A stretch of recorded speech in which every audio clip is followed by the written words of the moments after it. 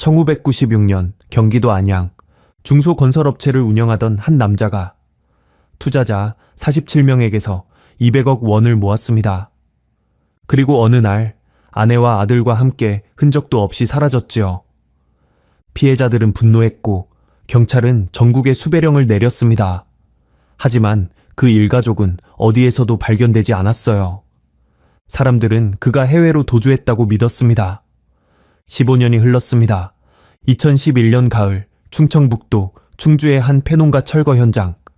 시멘트로 덮인 지하 창고에서 신원을 알 수 없는 유골 3구가 발견됩니다. 그리고 그 농가의 주인은 놀랍게도 당시 피해자 중 한 명이었습니다. 도망친 줄만 알았던 사기범 일가족. 그들은 대체 왜 그곳에 묻혀 있었던 걸까요? 15년간 피해자 행세를 하며 살아온 한 남자. 그의 치밀한 범행이 이제야 드러나기 시작합니다. 이것은 도주 사건이 아니었습니다. 살인 사건이었습니다. 지금부터 그날의 진실을 하나씩 추적해 보겠습니다. 이야기 시작 전에 구독 버튼과 좋아요를 눌러주시면 감사하겠습니다. 어느 지역에서 시청하고 계신지 알려주시면 한 분 한 분 반갑게 인사드리겠습니다. 사연 시작합니다. 1996년 4월 15일 월요일 아침이었습니다. 경기도 안양시 동안구의 한 아파트 단지. 경비원 최 씨는 이상한 점을 발견했어요. 평소 아침 7시면 어김없이 출근하던 1203호 박종수 사장이 사흘째 보이지 않았던 겁니다. 차도 그대로 지하 주차장에 세워져 있었지요. 검은색 그랜저였는데 먼지가 뽀얗게 쌓여 있더랍니다. 아니, 이 양반이 어디 간 거야? 최 씨는 고개를 갸웃거렸습니다. 박 사장은 원래 빠듯하게 시간 맞춰 다니는 사람이었거든요. 같은 시각 안양의 한 사무실 건물 앞에서는 난리가 나고 있었습니다. 박 사장 어딨어요? 연락이 안 돼요. 성원건설 사무실 앞에는 이른 아침부터 사람들이 몰려들었어요. 박종수 사장이 진행하던 용인 소재 리조트 개발 사업에 돈을 넣은 투자자들이었습니다. 당시는 리조트 개발 붐이 한창이던 때였지요. 전국 곳곳에 콘도며 골프장이며 들어선다는 소식에 너도나도 투자에 뛰어들던 시절이었습니다. 3월 말에 약속한 첫 번째 배당금이 지급되지 않았어요. 4월 초부터 박 사장의 연락이 끊겼고요. 사무실 전화는 받지 않고 집 전화도 마찬가지였습니다. 삐삐를 쳐도 회신이 없었지요. 처음에는 바쁜가 보다 했습니다. 사업하는 사람이 며칠 연락 안 될 수도 있는 거니까요. 하지만 일주일이 지나자 불안감이 공포로 바뀌었어요. 사무실 문은 굳게 잠겨 있었습니다. 건물주에게 부탁해서 문을 열어보니 안에는 텅 빈 책상과 서류 몇 장만 남아 있었어요. 금고는 비어 있었고 중요한 서류들은 전부 사라진 상태였지요. 사기야, 사기. 누군가 소리쳤습니다. 순식간에 아수라장이 되었어요. 울음을 터뜨리는 사람도 있었고 주저앉아 버리는 사람도 있었습니다. 평생 모은 돈을 맡긴 사람들이었으니까요. 경찰에 신고가 접수되었습니다. 안양동안경찰서 지능범죄수사팀이 출동했고 본격적인 조사가 시작되었지요. 피해 규모는 예상보다 훨씬 컸습니다. 투자자 47명, 피해 금액 총 198억 원, 한 사람당 평균 4억 원이 넘는 돈이었어요. 당시 서울 아파트 한 채 값이 1억 원 안팎이던 시절이니까 얼마나 큰 금액이었는지 짐작이 가실 겁니다. 친척에게 빌린 돈, 집을 담보로 대출받은 돈, 평생 모은 노후 자금, 없는 게 없었습니다. 어떤 분은 자녀 결혼 자금까지 투자했다가 모두 날렸다고 했어요. 수사관들이 박종수의 아파트를 찾았을 때 집은 텅 비어 있었습니다. 옷가지와 생필품 일부가 사라진 것 외에는 가구가 그대로였어요. 거실 벽에는 가족 사진도 그대로 걸려 있었지요. 부부가 아들을 가운데 두고 환하게 웃고 있는 사진이었습니다. 아내 김미영, 당시 49살, 아들 박준호, 당시 24살, 막 대학을 졸업하고 아버지 회사에서 일을 배우던 참이었다고 해요. 세 식구가 한꺼번에 사라져 버린 겁니다. 출입국 관리사무소에 조회를 해봤습니다. 출국 기록은 없었어요. 박종수 명의의 은행 계좌를 추적해보니 약 2주 전부터 현금이 조금씩 인출되어 있었습니다. 마지막 인출은 4월 10일 안양의 한 은행 현금 지급기에서였지요. 경찰은 전국에 수배령을 내렸습니다. 공항, 항만, 고속버스터미널에 사진이 배포되었어요. 신문에도 기사가 실렸고 텔레비전 뉴스에서도 보도가 나갔습니다. 하지만 박 씨 일가족은 어디에서도 나타나지 않았습니다. 한 달이 지나고 두 달이 지났어요. 제보는 여러 건 들어왔지만 전부 헛것이었습니다. 부산에서 봤다, 제주도에서 봤다, 중국으로 밀항했다더라. 소문만 무성할 뿐 실체는 잡히지 않았지요. 얼굴을 뜯어 고쳤을 거야. 가짜 여권으로 빠져나갔겠지. 200억이면 동남아 가서 왕처럼 살겠네. 사람들은 저마다 추측을 쏟아냈습니다. 피해자들 중 일부는 직접 수소문에 나섰어요. 경찰만 믿고 있을 수 없다며 전국을 돌아다니는 분들도 있었습니다. 그 중에서도 가장 적극적인 사람이 있었지요. 유재광, 당시 48살이었습니다. 건설 자재 납품업을 하던 그는 박종수와 오래전부터 거래해 왔다고 했어요. 이번 리조트 사업에 12억 원을 투자했는데 그게 전 재산이나 다름없다고 했습니다. 제가 박 사장을 믿고 주변 분들도 많이 소개했습니다. 그분들한테 면목이 없어요. 유재광은 피해자 대표를 자처하며 경찰서를 수시로 드나들었어요. 방송 인터뷰에도 여러 번 나갔지요. 카메라 앞에서 눈물까지 보이며 분노를 토해내는 그의 모습은 당시 뉴스에서 자주 볼 수 있었습니다. 박종수, 그 인간 꼭 잡아서 천벌을 받게 해야 합니다. 유재광이 주먹을 불끈 쥐며 말했을 때 시청자들은 모두 그의 편이었어요. 악독한 사기꾼에게 속은 불쌍한 피해자, 그렇게 보였으니까요. 아무도 그를 의심하지 않았습니다. 1996년 여름, 사건은 결국 미제로 분류되었습니다. 박종수는 기획부동산 사기범으로, 사라진 일가족은 야반도주한 것으로 정리되었지요. 피해자들에게 돌아온 것은 한 푼도 없었습니다. 어떤 분은 충격의 병을 얻었고 어떤 분은 가정이 무너졌어요. 빚더미에 시달리다 스스로 목숨을 끊은 분도 있었다고 합니다. 세상은 박종수 일가족을 악인으로 기억했습니다. 200억을 들고 도망친 파렴치한 가족, 피해자들의 피눈물을 외면한 나쁜 사람들. 그것이 15년간 모두가 믿어온 진실이었지요. 그런데 말입니다. 그 진실, 이 전부 거짓이었다면 어땠을까요? 사라진 일가족이 도망친 게 아니라 누군가에게 살해당한 것이었다면요. 그리고 그 범인이 15년 동안 피해자 행세를 하며 우리 곁에서 멀쩡히 살아왔다면요. 이제부터 그 이야기를 해드리겠습니다. 1996년 4월 10일 박종수가 마지막으로 목격된 그날 밤, 대체 무슨 일이 있었던 걸까요? 15년이라는 긴 세월이 지난 뒤에야 진실은 아주 뜻밖의 장소에서 모습을 드러내게 됩니다. 15년의 세월이 흘렀습니다. 그 사이 세상은 많이 변했어요. 손 안의 작은 전화기로 인터넷을 하는 시대가 되었고 사람들은 예전 일을 점점 잊어갔지요. 박종수 일가족 사건도 마찬가지였습니다. 200억 사기 사건은 이제 가끔 미제 사건 특집 프로그램에서나 언급될 뿐이었어요. 도주한 사기범으로 기억된 채 사람들의 관심에서 멀어져 갔지요. 하지만 잊힌 사건이 다시 세상에 나올 때가 있습니다. 아주 예상치 못한 방식으로요. 2011년 9월 18일 일요일이었습니다. 충청북도 충주시 노읍면 산자락 아래 한적한 시골길이 이어지는 곳이지요. 논밭 사이로 낡은 농가들이 듬성듬성 서 있었는데 대부분 빈집이었습니다. 젊은 사람들은 다 도시로 떠나고 남은 어르신들도 하나둘 세상을 떠나면서 마을이 텅텅 비어버린 거예요. 그날 오후 포클레인 기사 정 씨는 오래된 농가 철거 작업을 하고 있었습니다. 20년 넘게 방치된 빈집이었어요. 잡초가 지붕까지 뒤덮었고 담장은 반쯤 무너져 내렸지요. 마당에는 녹슨 농기구들이 나뒹굴고 있었습니다. 오래전부터 방치되어 있던 땅이었어요. 소유주가 관리를 전혀 안 해서 군청에서 위험 건물로 지정했고 강제 철거 명령이 내려온 모양이었습니다. 정 씨는 묵묵히 작업을 진행했습니다. 본체는 이미 허물었고 이제 뒤쪽 창고만 남은 상태였지요. 오후 2시쯤이었을 겁니다.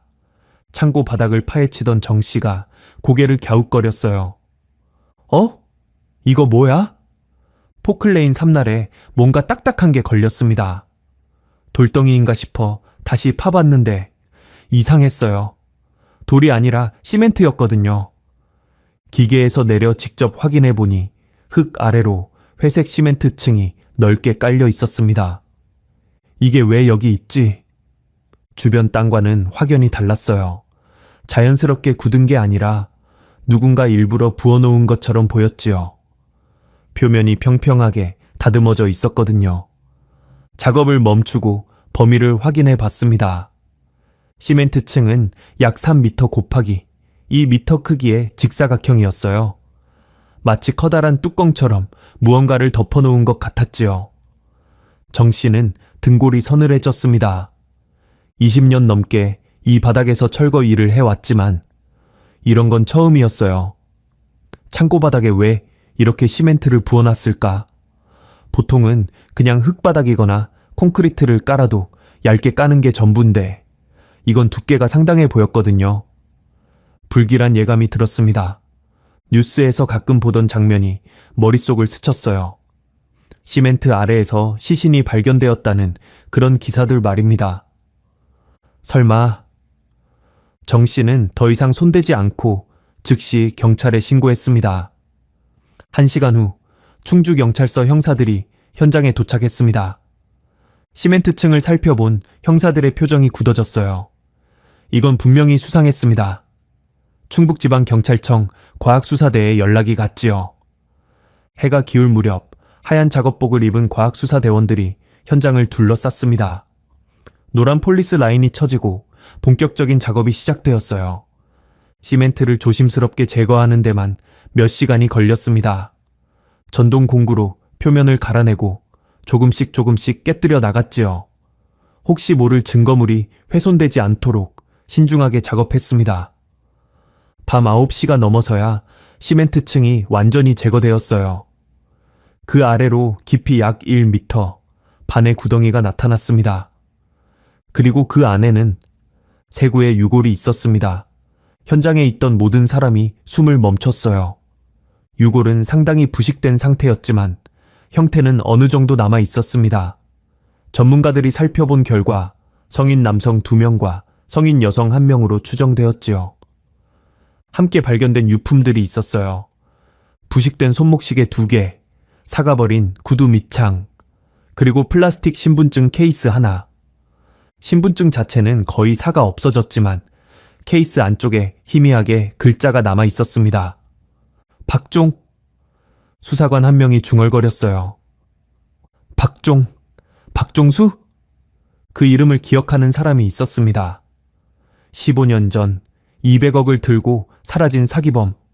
지금까지 해외 어딘가에서 숨어 살고 있을 거라고 믿었던 그 사람. 설마 이 유골이 그 사람인 걸까요? 유골은 대전에 있는 국립과학수사연구원으로 이송되었습니다. 신원 확인을 위해 DNA 감정이 필요했어요. 문제는 비교 대상이었지요. 박종수 본인의 DNA는 당연히 없었고 가족의 것이 필요했습니다.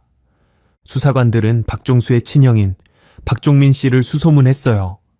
박종민 씨는 경기도 광주에서 작은 철물점을 하고 있었습니다. 60이 넘은 나이에 구부정한 허리로 가게를 지키고 있었지요. 경찰이 찾아왔을 때 그는 한숨을 쉬었습니다. 동생이요? 설마요? 그놈은 돈 들고 튄 놈인데. 목소리에 원망이 가득했어요. 15년 전 동생이 사라진 뒤 박종민 씨의 삶은 엉망이 되었습니다. 피해자들이 찾아와 행패를 부렸고 욕설 전화가 끊이지 않았지요.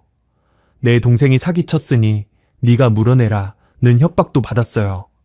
결국 하던 사업을 접고 이사를 했습니다. 가족들과도 멀어졌고 동생과는 완전히 의절한 상태였지요. 아니, 의절이라기보다 그냥 없는 사람 취급을 한 거였어요. 형사님, 그 인간 찾으면 저한테도 연락 좀 해주세요. 할 말이 있어서. 박종민 씨는 쓰게 웃었습니다. 하지만 경찰의 다음 말에 그의 표정이 굳어졌어요. 사실은 유골이 발견되었습니다. 동생 분일 가능성이 있어서요. 유골이요? 네. 충북 충주의 한 폐농가에서 쇠구가 발견되었습니다. 박종민 씨는 한동안 말을 잇지 못했습니다. 도망친 줄만 알았는데 죽어 있었다고요? 그것도 15년 전부터? DNA 샘플이 필요합니다. 협조해 주시겠습니까? 박종민 씨는 고개를 끄덕였어요. 복잡한 심경이었겠지요. 원망하고 미워했던 동생인데 이렇게 비참하게 죽어 있었다니. 2주 후 국가수에서 감정 결과가 나왔습니다. 유골 3구는 박종수, 김미영, 박준호 일가족으로 확인되었습니다. DNA가 일치했어요. 오차범위 없이 확실한 결과였지요.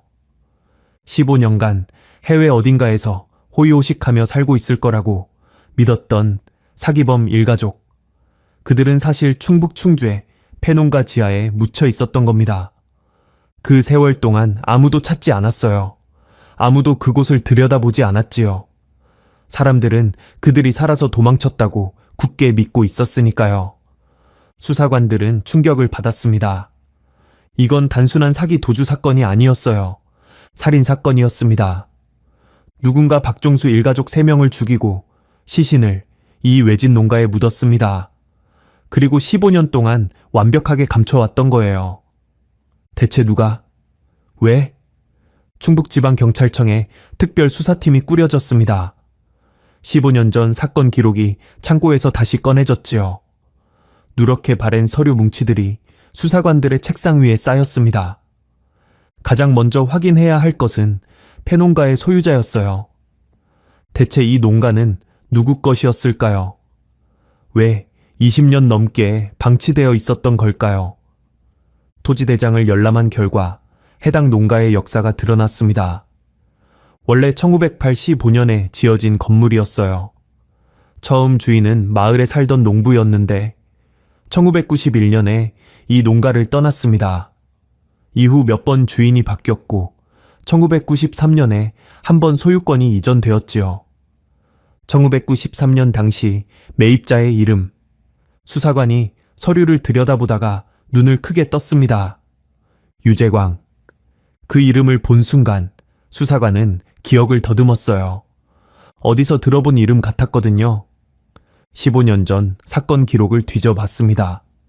피해자 명단, 진술 조서, 언론 보도자료. 있었습니다. 유재광. 당시 48살, 건설 자재 납품업, 12억 원 투자 피해. 그리고 무엇보다 피해자 대표. 15년 전 방송에 나와서 눈물을 흘리며 분노했던 그 사람이었어요. 박종수를 꼭 잡아달라고 호소했던 그 사람. 그 사람이 이 농가의 주인이었습니다. 박종수 일가족의 유골이 묻혀있던 바로 그 농가이요. 우연일까요? 수사관들의 눈빛이 달라졌습니다. 이건 우연이 아니었어요. 15년 전 피해자인 척했던 그 남자. 그가 지금 어디서 뭘 하고 있는지 찾아봐야 했습니다. 유재광. 그는 과연 피해자였을까요? 아니면? 수사팀은 본격적인 추적을 시작했습니다. 유재광. 수사팀은 그 이름을 중심으로 모든 것을 다시 들여다보기 시작했습니다. 현재 63살. 주소지는 경기도 수원시 영통구. 먼저 기본적인 신상부터 확인했어요. 주민등록 열람, 부동산 등기, 사업자 등록 내역. 하나하나 추적해 나갔지요. 유재광은 1996년 사건 이후에도 별다른 문제 없이 살아왔습니다. 사기 피해를 입은 뒤 건설 자재 납품업을 접었다고 했어요. 2000년대 초반에 작은 식자재 유통업으로 업종을 바꿨고 2005년에 그것마저 정리했지요. 이후로는 별다른 사업 없이 은퇴 생활을 하고 있었습니다. 겉으로 보기에는 평범한 노년이었어요. 수원의 아파트에서 아내와 둘이 살고 있었고 자녀들은 출가해서 따로 살았습니다. 가끔 손주들이 놀러 오고 주말이면 등산을 다니는 여느 어르신과 다를 바 없어 보였지요. 하지만 수사관들이 깊이 파고들자 이상한 점이 하나둘 드러나기 시작했습니다. 첫 번째는 충주의 농가였어요. 유재광은 1993년에 이 농가를 4천만 원에 매입했습니다. 당시 그는 안양에서 건설 자재 사업을 하고 있었는데 충주까지 와서 농가를 산 거예요. 왜 샀을까요? 등기부등본을 살펴보니 매입 목적은 별장 및 귀농 준비로 되어 있었습니다. 하지만 이상한 점이 있었어요. 유재광은 이 농가에 실제로 거주한 적이 단 한 번도 없었거든요. 전입신고 기록이 없었습니다. 정이나 수도 사용량도 거의 제로에 가까웠지요. 농사를 지은 흔적도 건물을 수리한 흔적도 없었어요. 그냥 사놓고 18년간 방치한 겁니다. 별장이라면서요? 귀농 준비라면서요? 한 번도 사용하지 않을 땅을 왜 샀을까요? 그것도 사업장에서 한참 떨어진 충북 상골에. 더 이상한 건 매입 시점이었어요. 1993년이면 박종수 사건이 터지기 3년 전입니다. 유재광은 이미 그때부터 이 농가를 갖고 있었던 거예요. 마치 무언가를 대비하듯이요. 두 번째는 1996년 당시의 진술이었습니다. 수사팀은 15년 전 사건 기록을 꼼꼼히 다시 읽어봤어요. 유재광은 피해자 명단에 12억 원 투자자로 올라 있었습니다. 상당히 큰 금액이었지요. 당시 피해자 47명 중에서 세 번째로 많은 액수였어요. 그런데 이상한 점이 있었습니다. 다른 피해자들은 투자금 출처가 명확했어요. 은행 계좌이체 내역이 있거나 차용증이 있거나 최소한 통장 사본이라도 있었지요. 박종수에게 돈을 건넨 증거가 분명히 남아 있었습니다. 하지만 유재광은 달랐어요. 그의 진술서를 보면 이렇게 되어 있었습니다. 투자금 12억 원은 현금으로 직접 전달하였음. 현금으로요? 12억 원을 현금으로 전달했다고요? 1996년 당시에도 그 정도 금액이면 보통 계좌이체를 하거나 최소한 자기 압수표를 끊었습니다. 현금으로 주고받기엔 너무 큰 돈이었어요. 세는 것만 해도 한나절이 걸릴 양이었지요. 그런데 유재광은 아무 증거도 없이 현금으로 줬다 고만 했습니다. 당시 수사팀은 이걸 그냥 넘어갔어요. 왜냐하면 피해자가 너무 많았거든요. 47명의 진술을 일일이 검증할 시간이 없었습니다. 게다가 유재광은 피해자 대표로서 수사에 적극 협조하는 입장이었잖아요. 오히려 경찰을 도와주는 사람이었지 의심받을 위치가 아니었던 거예요. 그래서 그냥 지나쳤습니다. 하지만 지금 다시 보니 이건 명백히 이상했어요. 정말로 12억 원을 투자했을까요? 아니면 처음부터 투자한 적이 없었던 걸까요? 세 번째는 자금 흐름이었습니다. 수사팀은 금융감독원과 국세청에 협조를 요청했어요. 유재광의 1996년 전후 금융거래 내역을 확보하기 위해서였지요. 15년이나 지난 기록이라 쉽지 않았습니다. 하지만 다행히 일부 자료가 남아 있었어요. 은행들이 전산화하면서 옛날 기록을 백업해둔 덕분이었지요. 자료를 분석하던 수사관이 눈을 크게 떴습니다. 이거 보세요. 1996년 4월 유재광 명의의 계좌 여러 개로 현금 입금이 반복적으로 이루어졌습니다. 시작은 4월 11일이었어요. 박종수 일가족이 마지막으로 목격된 다음 날이었지요. 그날부터 약 열흘간 현금이 조금씩 들어왔습니다. 한 번에 4,900만 원씩 23번, 총 합계 약 11억 원. 수사관들은 이 숫자의 의미를 바로 알아챘어요. 당시에도 금융실명제가 시행 중이었습니다. 은행에서는 대규모 현금 거래를 내부적으로 기록해 두었지요. 한꺼번에 큰 돈이 들어오면 눈에 띄니까요. 4,900만 원씩 나눠서 입금한 건 이런 기록을 피하기 위해서였습니다. 조금씩 나눠 넣으면 눈에 잘 안 띄거든요.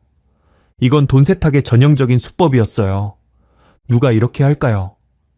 깨끗한 돈이라면 굳이 이럴 필요가 없잖아요. 출처를 밝힐 수 없는 돈이니까 이렇게 숨긴 거예요. 그리고 이 돈은 이후 수개월에 걸쳐 조금씩 인출되거나 다른 계좌로 분산 이체되었습니다. 추적하기 어렵게 흩뿌려 놓은 거지요. 수사관이 날짜를 다시 확인했어요. 1996년 4월 11일. 박종수 일가족의 마지막 행적이 확인된 날은 4월 12일이었습니다. 안양의 한 은행 현금 지급기에서 돈을 찾은 게 마지막 기록이었지요. 그 다음 날부터 유재광의 계좌에 정체불명의 현금이 쏟아져 들어온 겁니다. 우연이라고 하기엔 너무 딱 맞아떨어졌어요. 이 정도면 의심을 넘어 확신에 가까웠습니다. 수사팀은 추가 증거를 찾기 시작했어요. 1996년 4월 유재광의 동선을 추적했습니다. 당시 신용카드 사용 내역, 통화 기록, 차량 등록 정보까지 모조리 뒤졌지요. 그리고 결정적인 것이 나왔습니다. 유재광은 당시 1톤, 트럭을 한 대 소유하고 있었어요. 건설 자재 운반용이었지요. 1996년에는 지금처럼 하이패스 같은 건 없었습니다. 하지만 고속도로, 톨게이트 통과 기록은 일부 남아 있었어요. 당시 막 도입되기 시작한 전산 시스템 덕분이었지요. 충북 지역 톨게이트 기록을 조회해 봤습니다. 1996년 4월 11일 새벽, 유재광 명의의 1톤 트럭이 중부 고속도로를 이용한 기록이 있었어요. 안양 방면에서 충주 방면으로 새벽 2시경에 톨게이트를 통과했고 새벽 5시경에 다시 반대 방향으로 돌아왔습니다. 왕복 약 3시간! 그 새벽에 그 트럭에 무엇을 싣고 갔다가 빈차로 돌아왔는지는 명백했어요. 2011년 10월 15일 경찰은 유재광을 피의자 신분으로 소환했습니다. 수원의 자택 앞에 수사관들이 나타났을 때 유재광은 막 아침 산책을 마치고 돌아오는 길이었어요. 등산복 차림에 지팡이를 짚고 여느 어르신처럼 편안한 표정이었지요. 수사관이 신분을 밝히자 그는 고개를 갸웃거렸습니다. 경찰이요? 무슨 일이시죠? 유재광 씨 맞으시죠? 충북지방경찰청입니다. 1996년 박종수 실종 사건과 관련하여 조사할 게 있습니다. 박종수요? 유재광의 눈이 가늘어졌어요. 그 사람 이름 참 오랜만에 듣네요. 그 사기꾼 잡혔어요? 경찰서에서 말씀드리겠습니다. 동행해 주시죠. 유재광은 잠시 망설이더니 고개를 끄덕였습니다. 알겠습니다. 제가 도울 일이 있다면야. 그는 여전히 자신이 피해자라는 듯 행동했어요. 15년간 그래왔던 것처럼. 하지만 수사관들은 알고 있었습니다. 이 노인의 온화한 미소 뒤에 무엇이 숨어 있는지 곧 모든 것이 밝혀질 터였습니다. 충북지방경찰청 조사실, 하얀 형광등 불빛 아래 유재광이 의자에 앉아 있었습니다. 63살의 노인은 담담한 표정이었어요. 마치 동창회에 나온 것처럼 편안해 보이기까지 했지요. 손을 무릎 위에 가지런히 올려놓고 수사관들을 바라보고 있었습니다. 맞은편에는 특별수사팀의 김 반장과 이 형사가 앉았어요. 김 반장이 먼저 입을 열었습니다. 유재광 씨, 충주시 노은면 농가 아시죠? 농가요? 유재광이 고개를 갸웃거렸어요. 아, 예전에 산 거 말씀하시는 건가요? 그거 왜요? 1993년에 매입하셨더군요. 왜 사셨습니까? 귀농하려고요. 유재광은 자연스럽게 대답했습니다. 그때 한창 귀농 붐이 불었잖아요. 저도 나이 들면 시골에서 살고 싶다는 생각이 있었거든요. 그래서 미리 땅을 봐뒀지요. 근데 한 번도 안 가셨던데요. 뭐, 사정이 생겼죠. 1996년에 박종수한테 사기당하고 나서 여유가 없어졌어요. 귀농은커녕 당장 먹고 살기 바빴으니까. 그는 쓴웃음을 지었습니다. 그래서 그냥 놔뒀어요. 팔자니 값이 안 나오고 관리하자니 귀찮고 어쩌다 보니 그렇게 된 겁니다. 그럴듯한 설명이었어요. 하지만 김 반장은 표정을 바꾸지 않았습니다. 그 농가 창고 바닥 밑에서 유골, 세구가 발견됐습니다. 유재광의 눈이 미세하게 떨렸어요. 하지만 금방 표정을 수습했습니다. 유골이요? 세상에. 박종수 씨 가족으로 확인됐습니다. DNA 감정 결과가 나왔어요. 야. 유재광은 잠시 말이 없었습니다. 그러더니 고개를 저었어요. 저도 놀랍네요. 그 인간이 거기서 발견될 줄이야. 대체 누가 그런 짓을, 누가 그랬을 것 같습니까? 제가 어떻게 알겠어요. 그 양반 원수가 한두 명이었겠습니까? 200억을 사기쳤으니. 유재광은 여전히 피해자인 척 했습니다. 김 반장이 서류 한 장을 꺼내 테이블 위에 올려놓았어요. 1996년 4월 11일부터 약 열흘간 유재광 씨 계좌로 현금 11억 원이 입금됐습니다. 4,900만 원씩 23번, 5천만 원 미만으로 쪼개서 넣으셨더군요. 유재광의 눈동자가 흔들렸어요. 하지만 그는 애써 태어난 척 했습니다. 오래전 일이라 기억이 잘... 어디서 난 돈입니까? 사업하다 보면 돈 오고 가는 게 많잖아요. 그때 자재 대금 받은 것도 있고 여기저기서 거둔 것도 있고. 현금으로 11억을요? 그럴 수도 있지요. 공교롭게도 박종수 씨 가족이 사라진 바로 다음 날부터 입금이 시작됐던데요. 유재광이 입술을 깨물었어요. 우연이겠지요? 우연치고는 너무 딱 맞아떨어지는데요. 김 반장이 몸을 앞으로 기울였습니다. 유재광 씨, 1996년 4월 10일에 박종수 씨 만나셨죠? 4월 10일이요? 네, 박종수 씨가 마지막으로 목격된 날입니다. 유재광은 고개를 저었어요. 15년 전 일을 어떻게 기억하겠습니까? 그때 만났는지 안 만났는지. 이 형사가 끼어들었습니다. 저희가 확인해 봤습니다. 그는 낡은 서류 봉투에서 종이 한 장을 꺼냈어요. 복사된 사진이었습니다. 화질이 많이 떨어졌지만 윤곽은 알아볼 수 있었지요. 1996년 4월 10일 저녁 6시경 안양시 만왕구의 한 고깃집입니다. 흐릿한 사진 속에 두 남자가 테이블에 마주 앉아 있었어요. 당시 이 식당에 방범용 카메라가 설치되어 있었습니다. 테이프가 남아 있을 거라고는 저희도 기대 안 했는데 식당 주인 아들이 보관하고 있더군요. 아버지 가게 추억이라면서. 이 형사가 사진을 톡톡 두드렸습니다. 한 명은 박종수 씨입니다. 그리고 맞은편에 앉은 분. 유재광의 얼굴이 굳어졌어요. 닮은 사람 아닙니까? 감정 결과 동일인으로 나왔습니다. 15년 전 영상 기록이 남아있을 줄은 생각도 못했겠지요. 그 시절 CC, TV는 지금처럼 흔하지 않았고 테이프도 보통 며칠 지나면 덮어쓰기를 했으니까요. 하지만 우연히 그 테이프가 살아남았습니다. 유재광은 한참 동안 사진을 내려다봤어요. 그의 이마에 땀이 맺혔습니다. 김 반장이 조용히 말했습니다. 그날 밤 무슨 이야기 하셨습니까? 박종수 씨 가족을 마지막으로 만난 사람이 유재광 씨입니다. 그리고 그 다음 날 세 사람은 사라졌어요. 유재광 씨 소유의 농가 땅 속에서 발견될 때까지. 같은 날 새벽 유재광 씨 명의의 트럭이 안양에서 충주까지 고속도로를 탔습니다. 톨게이트 기록이 남아 있어요. 유재광의 손이 미세하게 떨리기 시작했어요. 새벽 2시에 출발해서 5시에 돌아왔더군요. 그 시간에 충주까지 뭘 하러 가셨습니까? 트럭에 뭘 실었습니까? 유재광이 입을 열었습니다. 그럼 변호사를 부르겠습니다. 그날 이후 유재광은 묵비권을 행사했습니다. 어떤 질문에도 대답하지 않았어요.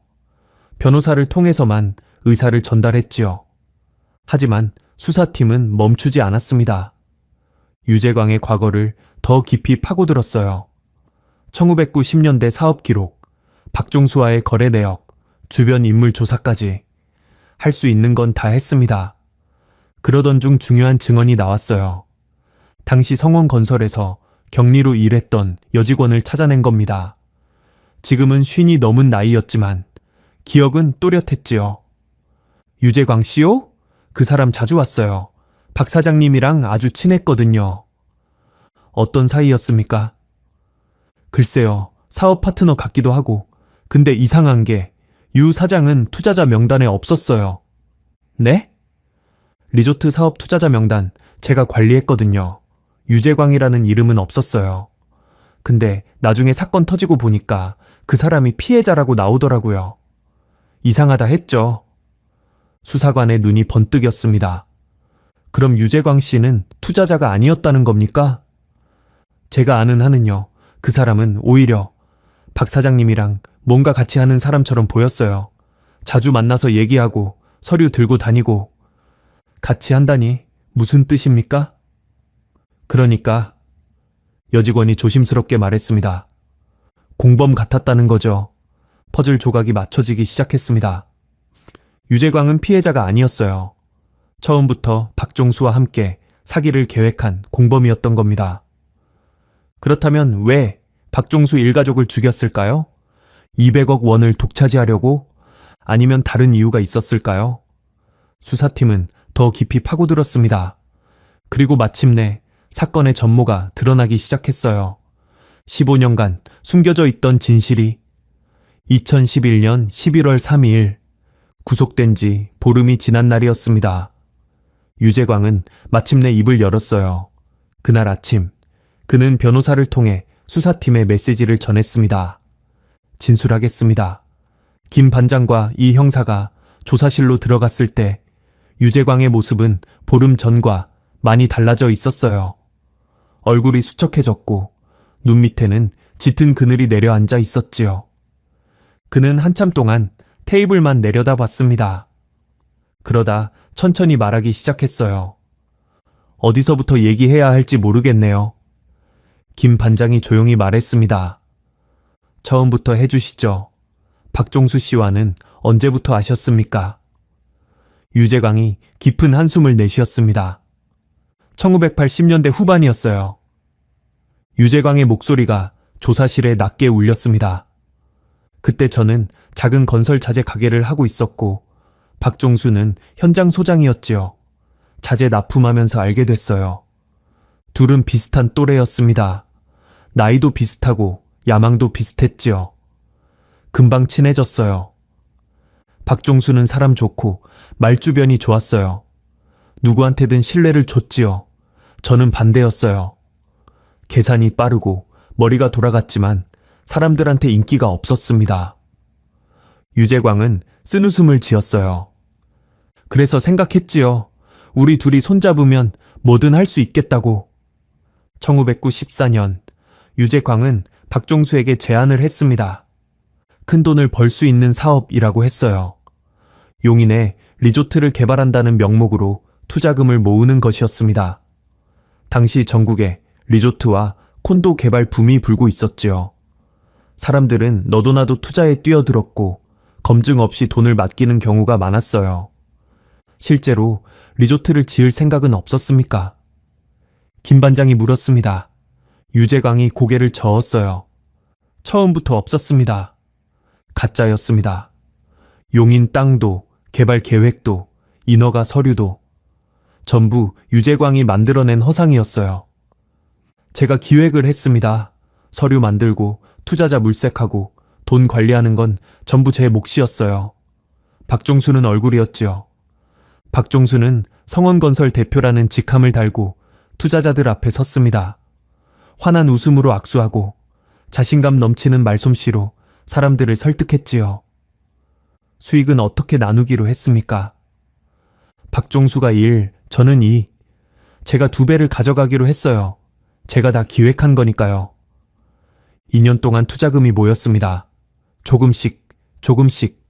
입소문을 타고 투자자가 늘어났어요. 1996년 초 총 모집 금액은 198억 원에 달했습니다. 거의 200억이었지요.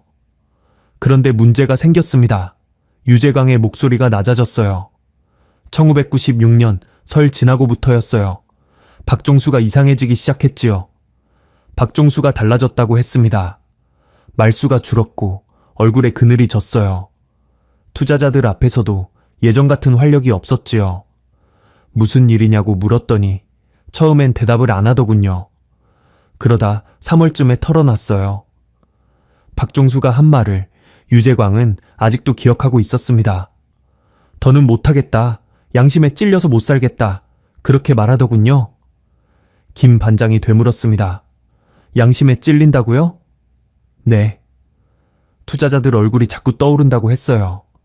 노후 자금 다 맡긴 어르신들, 빚내서 투자한 사람들. 그 사람들 돈으로 자기가 잘 먹고 잘 사는 게 죄책감이 든다고요. 유재광은 코웃음을 쳤어요. 그때까지만 해도 장난인 줄 알았지요. 200억이 눈앞에 있는데 양심 타령이라니. 하지만 박종수는 진심이었습니다. 자수하겠다고 했어요. 자수요? 네. 투자자들한테 솔직히 말하고 남은 돈이라도 돌려주고 경찰에 가서 죄를 뉘우치겠다고요. 감옥에 가더라도 이대로 사는 것보단 낫다고 했습니다. 유재광은 경악했어요. 자수하면 자신도 끝이었습니다. 아니, 실질적인 기획자였던 자신이 더 무거운 처벌을 받을 게 뻔했지요. 설득했습니까? 물론이죠. 몇 번이고 말렸어요. 제발 정신 차리라고. 이제 와서 무슨 소리냐고. 협박도 하고 회유도 했지요. 하지만 박종수의 결심은 단호했습니다. 4월 중순까지만 기다려 달라고 하더군요. 그때까지 정리하고 투자자들한테 연락하겠다고. 유재광은 손이 떨렸다고 했어요. 그때 결심했습니다. 뭘요? 유재광이 수사관을 똑바로 쳐다봤습니다. 박종수를 없애야겠다고요. 1996년 4월 10일 유재광은 박종수에게 연락했습니다. 마지막으로 한 번만 만나자고 했어요. 좋은 방법을 찾았다고, 서로 윈윈할 수 있는 길이 있다고 했지요. 저녁 6시 안양의 한 고깃집에서 만났습니다. 뭘 얘기했습니까? 별거 없었어요. 그냥 시간 끌었지요. 술 마시고 옛날 얘기하고. 박종수는 긴장을 풀었습니다. 유재광이 결국 자신의 결정을 받아들인 줄 알았던 거예요. 밤 9시쯤 헤어졌습니다. 그리고 유재광은 밤 11시에 박종수의 집을 찾아갔어요. 갑자기 찾아갔더니 놀라더군요. 근데 저를 의심하진 않았어요. 오랜 친구니까. 유재광은 말했습니다. 좋은 소식이 있다고 했어요. 새로운 방법을 찾았으니까 같이 가자고. 어디로요? 그냥 드라이브 하자고 했지요. 조용한 데서 얘기하자고. 박종수는 아내와 아들을 깨웠습니다. 가족들도 함께 가자고 유재광이 권했거든요. 중요한 얘기니까 다 같이 들어야 한다고. 의심 안 했습니까? 안 했어요. 유재광은 담담하게 말했습니다. 저를 믿었으니까요.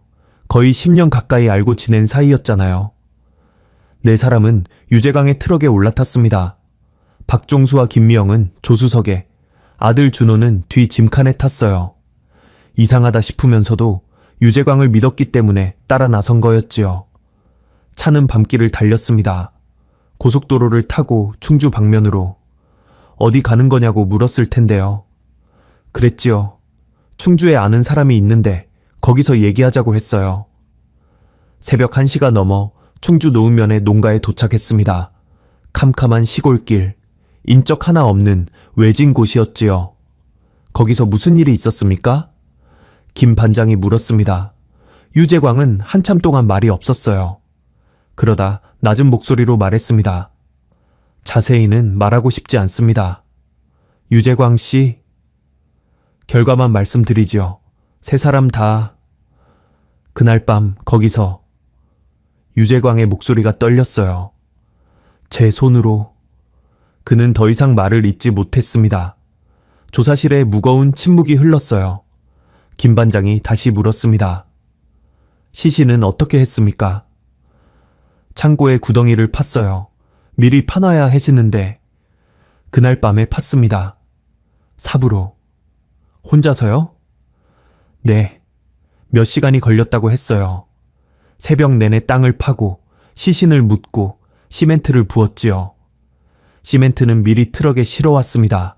자재상을 하니까 구하기 어렵지 않았어요. 다 끝나니까 새벽 5시가 넘었더군요. 해 뜨기 전에 돌아와야 했어요. 그래서 허겁지겁 차를 몰고 안양으로 돌아왔습니다. 그게 톨게이트 기록에 남은 거였지요. 그 뒤에는요. 며칠 기다렸다가 경찰에 신고했어요. 저도 피해자라고. 12억 투자했는데 박종수가 들고 튀었다고. 유재광의 입가에 씁쓸한 웃음이 떠올랐습니다.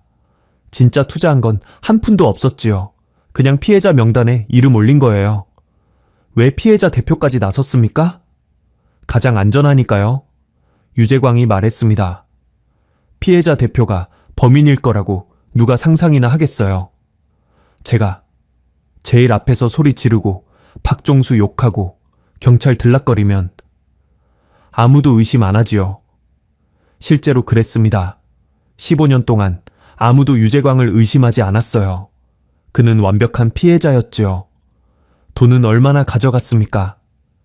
정확히는 모르겠어요. 박종수가 빼돌린 것도 있고 이미 쓴 것도 있어서. 제가 손에 넣은 건 80억 정도. 아니, 그 이상일지도. 80억 원. 1996년 당시로 치면 어마어마한 금액이었습니다. 그 돈으로 15년을 살았군요. 네. 유재광이 고개를 떨궜어요. 세 사람 목숨값으로요. 조사실에 다시 침묵이 흘렀습니다. 김 반장이 마지막으로 물었어요. 후회하십니까? 유재광은 한참 동안 대답하지 않았습니다. 그러다 희미하게 중얼거렸어요. 15년 동안 하루도 편히 잔 적이 없습니다. 그게 대답이었는지 아니었는지는 알 수 없었습니다. 다만 한 가지는 분명했어요. 15년간 감춰져 있던 진실이 마침내 세상에 드러났다는 것. 그리고 그 대가를 치러야 할 시간이 왔다는 것. 2012년 3월 수원지방법원. 유재광에 대한 첫 번째 재판이 열렸습니다. 법정 앞에는 이른 아침부터 사람들이 몰려들었어요. 방청권을 받으려는 줄이 법원 건물을 빙 둘러쌌지요. 15년 전 사건의 피해자들이었습니다. 이제는 백발이 성성한 어르신들도 계셨어요. 지팡이를 짚고 오신 분, 자녀의 부축을 받고 오신 분, 그때 40대였던 분들이 이제 60이 넘었지요. 그분들은 15년 동안 박종수를 원망하며 살았습니다. 그 나쁜 놈 때문에 내 인생이 망했어. 사기꾼 자식, 지옥에나 가라. 그렇게 이를 갈았지요. 그런데 이제야 알게 되었습니다. 박종수도 피해자였다는 것을요. 아니, 어쩌면 가장 비참한 피해자였을지도 모릅니다. 양심의 가책을 느끼고 자수하려 했다가 그 때문에 온 가족이 목숨을 잃었으니까요. 진짜 악인은 따로 있었어요. 15년간 피해자 행세를 하며 그 돈으로 편하게 살아온 자. 오늘 그 사람이 심판대에 서는 겁니다. 오전 10시 재판이 시작되었습니다. 유재광이 호송차에서 내려 법정으로 들어왔어요. 수갑을 찬 채 고개를 숙이고 걸었지요. 반년 전만 해도 등산복 차림으로 여유롭게 산책하던 노인이었는데 지금은 완전히 다른 사람 같았습니다. 볼이 쑥 들어가고 눈빛은 힘을 잃었어요. 방청석에서 누군가 소리쳤습니다. 이 나쁜 놈아, 어떻게 그럴 수가 있어? 재판장이 정숙을 명했지만 분노를 억누르기 어려운 분들이 많았지요. 재판은 여러 차례에 걸쳐 진행되었습니다. 검찰은 유재광에게 살인, 사체 은닉, 특정경제범죄 가중처벌법 위반 등 여러 혐의를 적용했어요. 구형은 무기징역이었습니다. 유재광 측 변호인은 계획적인 범행이 아니었다고 주장했어요. 피고인은 순간적인 감정에 휩쓸려 우발적으로 범행을 저질렀습니다. 치밀하게 계획한 것이 아닙니다. 하지만 재판부는 받아들이지 않았습니다. 증거가 너무 명확했거든요. 농가를 3년 전에 미리 매입해둔 점, 범행 당일 시멘트를 미리 준비해간 점, 범행 후 피해자 행세를 하며 수사를 교란한 점, 어느 것 하나 우발적이지 않았어요. 모든 것이 치밀하게 계획되어 있었습니다. 재판 과정에서 새로운 사실도 밝혀졌어요. 박종수가 왜 자수를 결심했었는지 그 이유가 드러났지요. 증인으로 나온 사람이 있었습니다. 당시 투자 피해자 중 한 분이셨어요. 1996년 2월쯤이었을 겁니다. 박 사장을 찾아갔어요. 이르니 넘은 할머니였습니다. 손이 떨렸지만 목소리는 또렷했지요. 남편이 암 판정을 받았거든요. 치료비가 필요했어요. 그래서 투자금 일부라도 먼저 돌려받을 수 없겠냐고 부탁하러 갔지요. 할머니는 눈시울을 붉혔어요. 박 사장이 그러더군요. 조금만 기다리시면 꼭 드리겠다고. 죄송하다고. 눈물까지 글썽이면서. 그래서요? 나중에 알고 보니 그때 이미 돈이 없었던 거예요. 줄 수가 없었던 거지요. 근데 그 사람 표정이 정말 미안해하는 것 같았어요. 할머니가 말했습니다. 남편은 그해 가을에 돌아가셨어요. 치료비 한 푼 못 건졌지요. 그래서 박종수가 얼마나 미웠는지 몰라요. 그녀는 한숨을 쉬었어요. 근데 이제 보니까 그 사람도 나름 양심은 있었던 모양이에요. 자수하려고 했다면서요? 재판장의 숙연한 분위기가 흘렀습니다. 저도 몰랐어요. 진짜 나쁜 놈은 저기 앉아있는 저 인간이었다는 거. 할머니가 피고인석의 유재광을 가리켰어요. 피해자인 척하면서 우리 앞에서 눈물까지 흘렸잖아요. 그때 저도 그 사람 손잡고 같이 울었어요. 같은 처지라고 생각하니까. 할머니의 목소리가 떨렸습니다. 근데 그게 다 연기였어. 사람이 어떻게 그럴 수가 있어요. 방청석, 여기저기서 흐느끼는 소리가 들려왔어요. 유재광은 고개를 푹 숙인 채 아무 말도 하지 못했습니다. 2012년 7월 1심 판결이 내려졌습니다. 재판장이 판결문을 읽었어요. 피고인 유재광은 자신의 범죄가 드러날 것을 막기 위해 공범이었던 박종수와 그 가족까지 살해하였습니다. 법정이 조용해졌습니다. 피고인은 범행 후 15년간 피해자 행세를 하며 수사를 교란하고 진정한 피해자들의 분노를 이용하여 자신의 범행을 감추었습니다. 재판장의 목소리가 낮고 단호했어요. 피해자들은 15년간 엉뚱한 사람을 원망하며 살아야 했습니다. 이 정신적 고통은 금전적 피해와는 또 다른 차원의 것입니다. 방청석의 피해자들이 고개를 끄덕였어요. 피고인의 행위는 극히 반사회적이며 죄질이 매우 불량합니다. 참작의 여지가 없습니다. 재판장이 잠시 멈췄다가 선고했습니다. 피고인 유재광을 무기징역에 처한다. 방청석에서 탄식과 울음이 터져 나왔어요. 어떤 분은 잘 됐다고 외쳤고 어떤 분은 주저앉아 울었지요. 15년 동안 맺혀있던 한이 조금이나마 풀리는 순간이었습니다. 유재광은 항소했지만 2심에서도 형이 유지되었어요. 대법원까지 갔지만 결과는 같았습니다. 무기징역. 유재광은 교도소로 향했습니다. 그가 훔친 15년의 세월, 이제 남은 생을 철창 안에서 보내게 된 거예요. 재판이 끝난 후 피해자 모임에서는 성명을 발표했습니다. 우리는 15년간 박종수 씨와 그 가족을 원망했습니다. 도망친 사기꾼이라고 욕했습니다. 대표로 나선 분의 목소리가 떨렸어요. 하지만 그들도 피해자였습니다. 양심의 가책을 느끼고 자수하려다가 목숨을 잃은 사람들이었습니다. 그분은 잠시 말을 멈췄다가 이었습니다. 늦었지만 진실이 밝혀져서 다행입니다. 이제야 그분들께 사과할 수 있게 되었습니다. 그리고 저희도 마음의 짐을 조금은 내려놓을 수 있을 것 같습니다. 같은 해 가을, 경기도 광주의 한 야산, 박종수의 형 박종민 씨가 유골을 수습해 가족묘에 안장했습니다. 작은 봉분 3개가 나란히 만들어졌어요. 박종수, 김미영, 박준호. 3사람의 이름이 새겨진 비석이 세워졌지요. 15년 만에 가족이 함께 모인 겁니다. 땅 속에서 남아요. 박종민 씨는 제사상 앞에서 오랫동안 서 있었습니다. 종수야. 그가 중얼거렸어요. 형이 미안하다. 15년 동안 내 욕만 했어. 나쁜 놈이라고. 가족 망신시킨 놈이라고. 목소리가 갈라졌습니다. 근데 네가 그런 게 아니었구나. 너도 힘들었구나. 바람이 불어 촛불이 흔들렸어요. 그래도 결국은 밝혀졌다. 네가 나쁜 놈이 아니었다는 거. 이제 사람들도 알아. 박종민 씨가 눈물을 훔쳤습니다. 이제 편히 쉬어라. 미영이랑 준호랑 같이. 1996년의 봄날 사라졌던 세 식구. 모두가 그들을 사기꾼으로 기억했지만 그건 진실이 아니었습니다. 진짜 아기는 15년간 피해자의 가면을 쓰고 우리 곁에 있었어요. 때로는 진실이 늦게 밝혀지기도 합니다.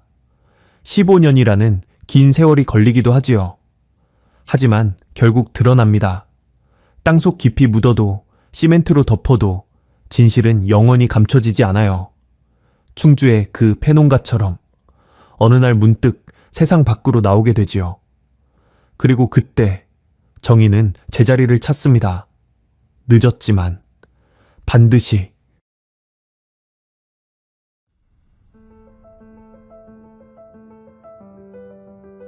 (2012년 5월) 중국 윈난성 쿤밍 외곽의 한 시골 마을. 낡은 단층짜리 집 한 채의 문이 열렸습니다. 수십 명의 수사관이 안으로 들어섰을 때 가장 먼저 눈에 들어온 건 천장 아래에 빨랫줄에 매달린 무언가였습니다. 얼핏 보면 말린 생선 같았습니다. 하지만 그것은 생선이 아니었습니다. 선반 위에는 유리병이 줄지어 놓여 있었습니다. 뱀술처럼 보이는 알코올 용액 안에 둥근 것들이 잠겨 있었습니다. 사람의 눈알이었습니다. 처마 밑에는 초록색 짠자루가 걸려 있었고 자루 틈 사이로 뾰족한 것들이 삐져나와 있었습니다. 뼈 조각이었습니다. 이 집의 주인은 마을에서 가장 조용한 노인이었습니다. 낮이면 공원에서 바둑을 두고 장날이면 시장에서 타조고기를 팔았습니다. 누구와도 다투지 않았고 누구에게도 소리를 높인 적이 없었습니다. 그 집을 중심으로 반경 700m 안에서 지난 5년간 17명이 사라졌습니다. 대부분 12살에서 20살 사이의 소년과 청년이었습니다. 부모들은 경찰서 문턱이 닳도록 드나들었지만 돌아온 대답은 늘 같았습니다. 가출이겠지 뭐. 지금부터 그날의 충격적인 이야기를 전해드리겠습니다. 이야기를 시작하기 전에 무료 버튼인 구독과 좋아요 한 번씩만 눌러주시면 많은 분들이 범죄와 사기 피해를 예방하는 데 큰 도움이 됩니다. 그럼 붉은 달 미스테리 지금 바로 시작합니다. 2012년 4월 25일 아침 7시 반 윈난성 진잉현 외곽의 한 도로공사 현장에 인부들이 하나 둘 도착하고 있었습니다. 그 사이에 유독 앳된 얼굴이 하나 섞여 있었습니다. 19살 윈난 지역의 한 직업학교에 재학 중인 학생 천웨이였습니다. 현장에 배치된 지 12일째. 안전모가 머리에 맞지 않아 자꾸 흘러내렸고 장갑은 너무 커서 손가락이 놀았습니다. 천웨이는 주머니에서 낡은 폴더폰을 꺼내 문자를 보냈습니다. 엄마, 도착했어요. 저녁은 좀 늦을 수도 있어요. 전날 밤 그는 어머니에게 이런 말을 했습니다. 엄마, 첫 월급 받으면 내가 옷 사줄게. 엄마 맨날 아빠 점퍼만 입잖아. 어머니는 전화기 너머로 웃었습니다. 야, 그 돈 네 밥값이나 해라. 엄마는 됐어. 아니, 진짜야. 이번엔 진짜라니까? 그것이 모자가 나눈 마지막 대화였습니다. 오전 8시 현장 반장이 천혜이를 불렀습니다. 야, 신입. 사무실에 도면 한 세트 놓고 왔어. 가서 좀 가져와. 사무실까지는 약 2km, 걸어서 20분 거리였습니다. 천혜이는 안전모를 벗어 동료에게 맡기고 신분증만 챙겨서 걸어 나갔습니다. 사무실에 도착한 시각은 8시 반쯤이었습니다. 도면을 챙기다가 먼저 와 있던 동기 한 명을 만났습니다. 야, 천혜이, 인터넷 좀 하다가 여기 컴퓨터 빠르다.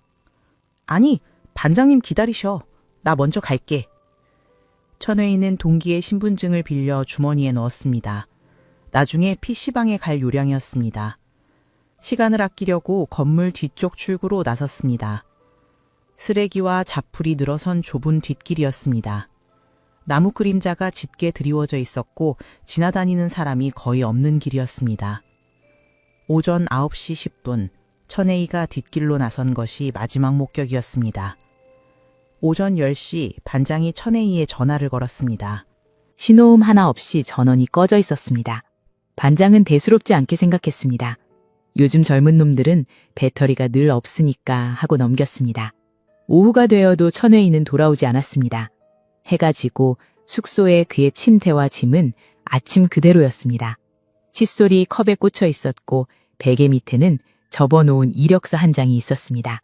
밤 10시 반장은 천회희의 친구에게 전화를 걸어 어머니 청모의 연락처를 물었습니다. 혹시 천회희 어머니 번호 아냐? 얘가 연락이 안 돼. 청모는 처음에 대수롭지 않게 생각했습니다. 아이가 일하러 나간 지 이제 겨우 보름도 안 됐으니까.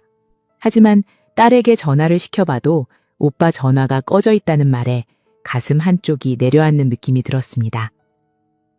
그럴 리가 없는데. 걔가 전화를 끊은 애가 아닌데. 다음날 아침 여전히 연락이 되지 않자 청모는 버스를 타고 진닝현 진청 파출소를 찾아갔습니다. 접수대 앞에서 아들의 사진을 내밀었습니다. 저희 아들이 어제부터 연락이 안 됩니다. 실종 신고하러 왔습니다. 경찰은 사진을 흘끗 보더니 물었습니다. 몇 시간이나 됐어요? 어제 아침부터요. 거의 하루가 넘었습니다. 21 된 남자애가 하루 연락 안 되는 거 가지고 인터넷에서 누구 만난 거 아닐까요? 아니면 친구들이랑 싸웠다든지. 아닙니다. 우리 아들은 그런 애가 아닙니다. 일단 좀 더 기다려 보세요. 연락 올 겁니다. 청모는 파출소를 나와 공사 현장이 있는 남먼촌으로 직접 갔습니다. 아들의 사진을 들고 마을 구석구석을 돌아다녔습니다. 식당에서, 가게에서, 골목에서 지나는 사람마다 붙잡고 물었습니다. 혹시 이 아이 못 보셨습니까? 대부분 고개를 저었습니다.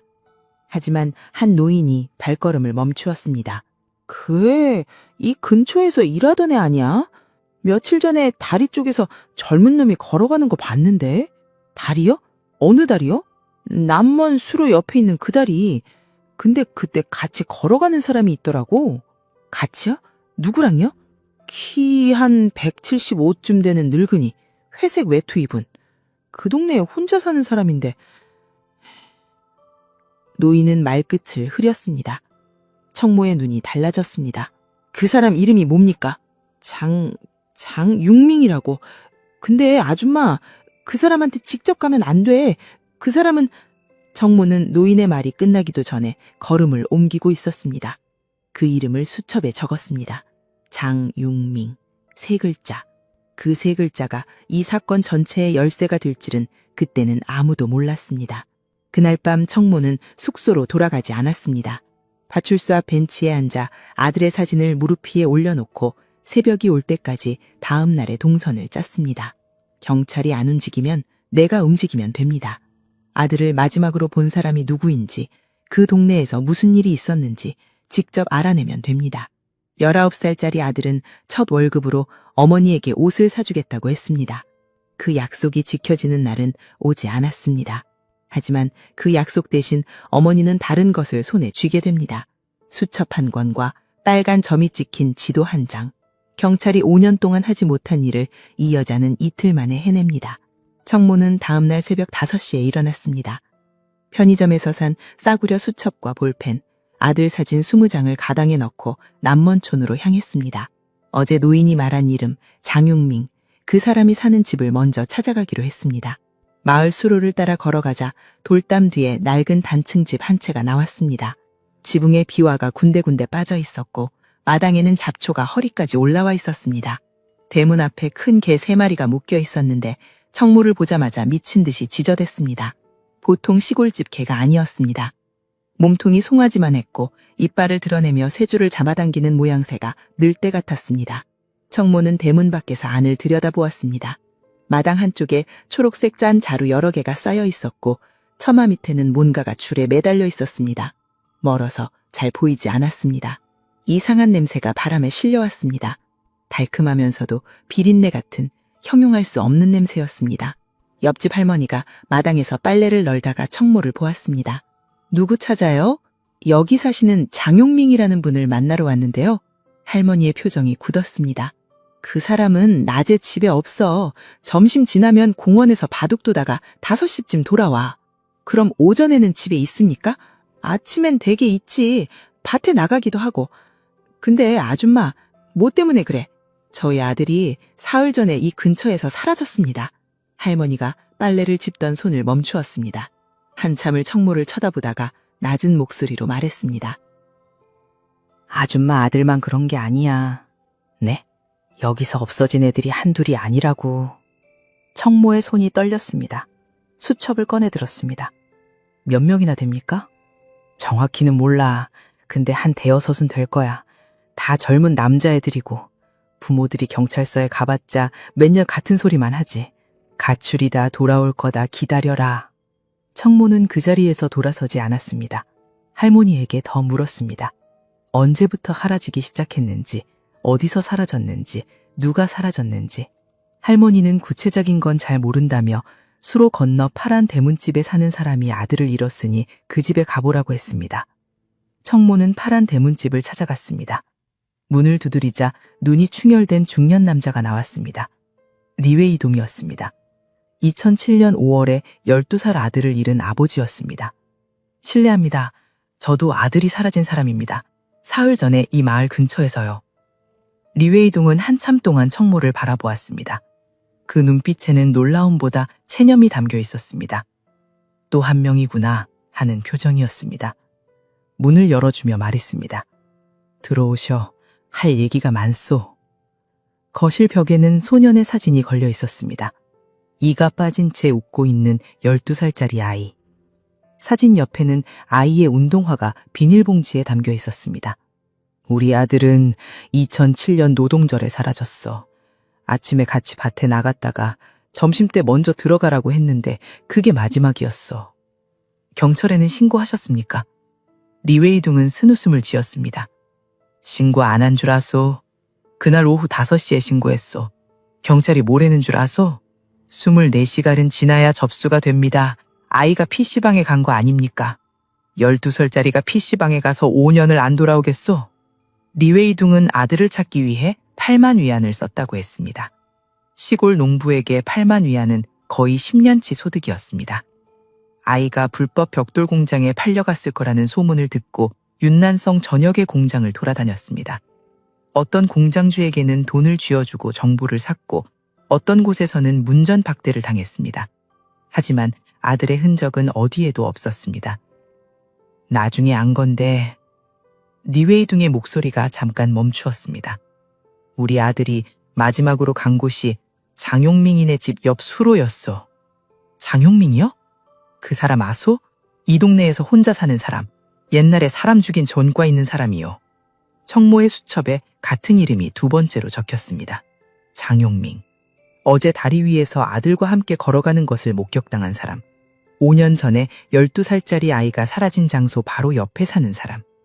경찰한테 이 사람 얘기 안 하셨습니까? 했지. 했는데 뭐가 달라졌겠어. 이웃이 장용민이 그날 아침 수로 근처를 어슬렁거렸다고 신고까지 했는데 경찰이 조사를 안 했어. 증거가 없다고 하더만. 청모는 수첩에 적기 시작했습니다. 날짜, 장소, 상황, 경찰 반응. 리웨이둥이 아는 것을 전부 쏟아내는 동안 청모의 수첩은 3페이지를 넘어갔습니다. 리웨이둥은 청모에게 다른 실종 가족들의 연락처를 알려주었습니다.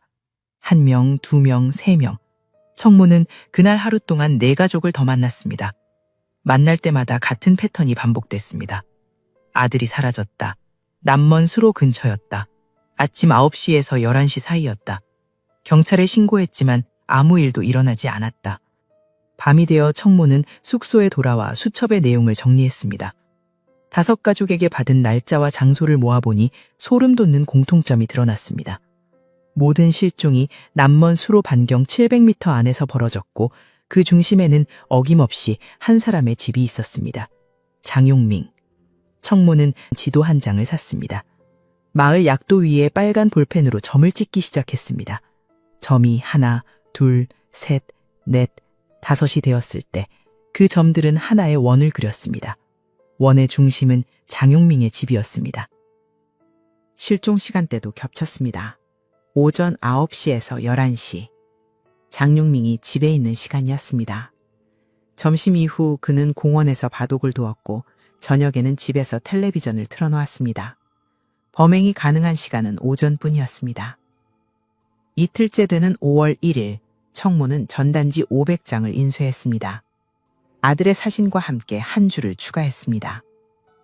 4월 25일 오전, 남먼수로 다리 위에서 60대 남성과 함께 걸어가는 것이 목격되었음. 장육민이라는 이름은 적지 않았습니다. 하지만 남먼촌 사람이라면 누구든 그 묘사가 누구를 가리키는지 알 수 있었습니다. 전단지를 마을 전역에 뿌렸습니다.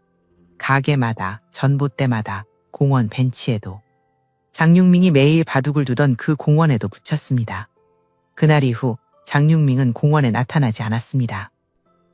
5월 3일 청모는 진청 파출소 앞에서 또 다른 어머니를 만났습니다. 2011년 1월에 16살 아들을 잃은 여자였습니다. 그 여자의 남편은 중학교 수학 교사였는데 장육민의 전과 기록을 알아낸 뒤 파출소 부소장에게 직접 전화를 걸었다고 했습니다. 남편이 그 부소장한테 뭐라고 들었는지 아세요? 뭐라고 들었습니까? 장육민은 정신병자라 수사 대상이 아닙니다. 그 한마디였대요. 청모의 수첩에는 이제 빨간 점 외에 검은 메모가 빼곡히 들어차 있었습니다. 날짜, 장소, 피해자 나이, 실종 시간, 그리고 경찰의 반응. 이것을 가지고 경찰서에 다시 가봤자 같은 대답만 돌아올 것을 청모는 알았습니다. 그래서 경찰 대신 다른 곳에 갔습니다. 쿤밍시 소재의 한 신문사였습니다. 청모는 기자에게 수첩과 빨간 점이 찍힌 지도를 내밀었습니다. 5년 동안 같은 마을에서 아이들이 사라지고 있습니다. 경찰에 10번 넘게 신고했지만 단 한 번도 수사한 적이 없습니다. 이 지도를 보십시오. 모든 실종이 한 사람의 집 주변에서 벌어지고 있습니다. 5월 3일 그 신문의 일면에 기사가 실렸습니다. 윤난 지닝, 청소년 연쇄 실종 미스터리. 기사가 나간 그날 쿤밍시 공안국은 특별수사본부를 편성했습니다. 나흘 뒤 수사관들이 장육민의 전과 기록을 조회했습니다. 1978년 고의 살인죄로 사형 선고, 집행유예 2년, 이후 감형을 거쳐 1997년 가을에 석방. 석방 이후 15년 동안 같은 마을에 살고 있었습니다. 그 15년 동안 그의 이름은 단 한 번도 수사 보고서에 오른 적이 없었습니다. 어머니 한 사람이 수첩과 볼펜만으로 이틀 만에 그려낸 지도. 그 지도가 가리키는 집의 문이 열리기까지 이제 나흘이 남았습니다. 2012년 5월 7일 새벽 4시. 남먼촌 일대가 암흑 속에 잠겨있을 시각, 마을 외곽도로에 검은색 차량이 수십 대가 소리 없이 멈추어 섰습니다. 차문이 열리고 방탄조끼를 입은 무장 경찰이 내렸습니다. 쿤밍시 공안국 특별수사본부 소속의 수사관, 감식반, 과학수사팀까지 합쳐 수십 명이었습니다. 지휘관의 손짓 한 번에 대열이 둘로 갈렸습니다. 한 팀은 남먼 수로를 우회했고 다른 한 팀은 정면으로 장육민의 집을 향해 접근했습니다. 개 3마리가 미친 듯이 짖기 시작했습니다. 그 소리가 마을 전체에 울려 퍼졌지만 주민들은 커튼 뒤에서 숨죽이며 지켜보기만 했습니다. 문을 두드리자 안에서 불이 켜졌습니다. 한 30초쯤 지나 문이 열렸습니다. 장육민이 속옷 차림으로 문 앞에 섰습니다. 55살, 키 175cm쯤 되는 마른 체규. 얼굴에는 아무런 표정이 없었습니다. 놀라지도 당황하지도 도망치려 하지도 않았습니다. 마치 언젠가 이 순간이 올 것을 알고 있었다는 듯이 두 손을 앞으로 내밀었습니다. 수갑이 채워졌습니다. 장육민은 한마디도 하지 않았습니다. 수사관들이 집 안으로 들어섰습니다. 20평 남짓한 단층집이었습니다. 방 하나, 부엌 하나, 잡동사니가 쌓인 창고 하나. 집 안은 어두웠고 텔레비전이 켜진 채 소리 없이 화면만 깜빡이고 있었습니다. 가장 먼저 발견된 것은 천웨이의 물건이었습니다. 12일 전 사라진 19살 청년. 그의 휴대전화, 유심칩, 은행카드, 신분증이 서랍 안에 들어있었습니다. 전화기 배터리는 분리되어 있었고 유심칩은 꺼내져 별도로 보관되어 있었습니다. 전화 추적을 막기 위한 조치였습니다. 부엌으로 들어간 감식반의 움직임이 멈추었습니다. 선반 위에 유리병 여러 개가 줄지어 있었습니다. 맑은 알코올 용액 안에 둥글고 흰 구체가 잠겨 있었습니다. 뱀술인 줄 알았던 수사관 한 명이 병을 들어 불빛에 비추었을 때 비로소 그것이 무엇인지 알아보았습니다. 사람의 눈알이었습니다. 홍채의 색이 남아있는 것도 있었고 변색되어 누렇게 가랜 것도 있었습니다. 천장 아래 빨랫줄에는 얇게 점인 무언가가 매달려 있었습니다. 처음에는 말린 고기인 줄 알았습니다. 시골에서 고기를 말리는 건 흔한 일이니까. 하지만 감식반이 한 조각을 떼어내 확인한 순간 현장의 공기가 얼었습니다. 사람의 살이었습니다. 마당으로 나온 수사관들은 처마 밑에 걸린 초록색 잔자루를 내렸습니다. 자루에 매듭을 풀자 안에서 뼈조각이 쏟아져 나왔습니다. 대부분 5cm 이하로 잘게 부러져 있었고 어떤 것은 톱으로 자른 듯 단면이 매끈했습니다.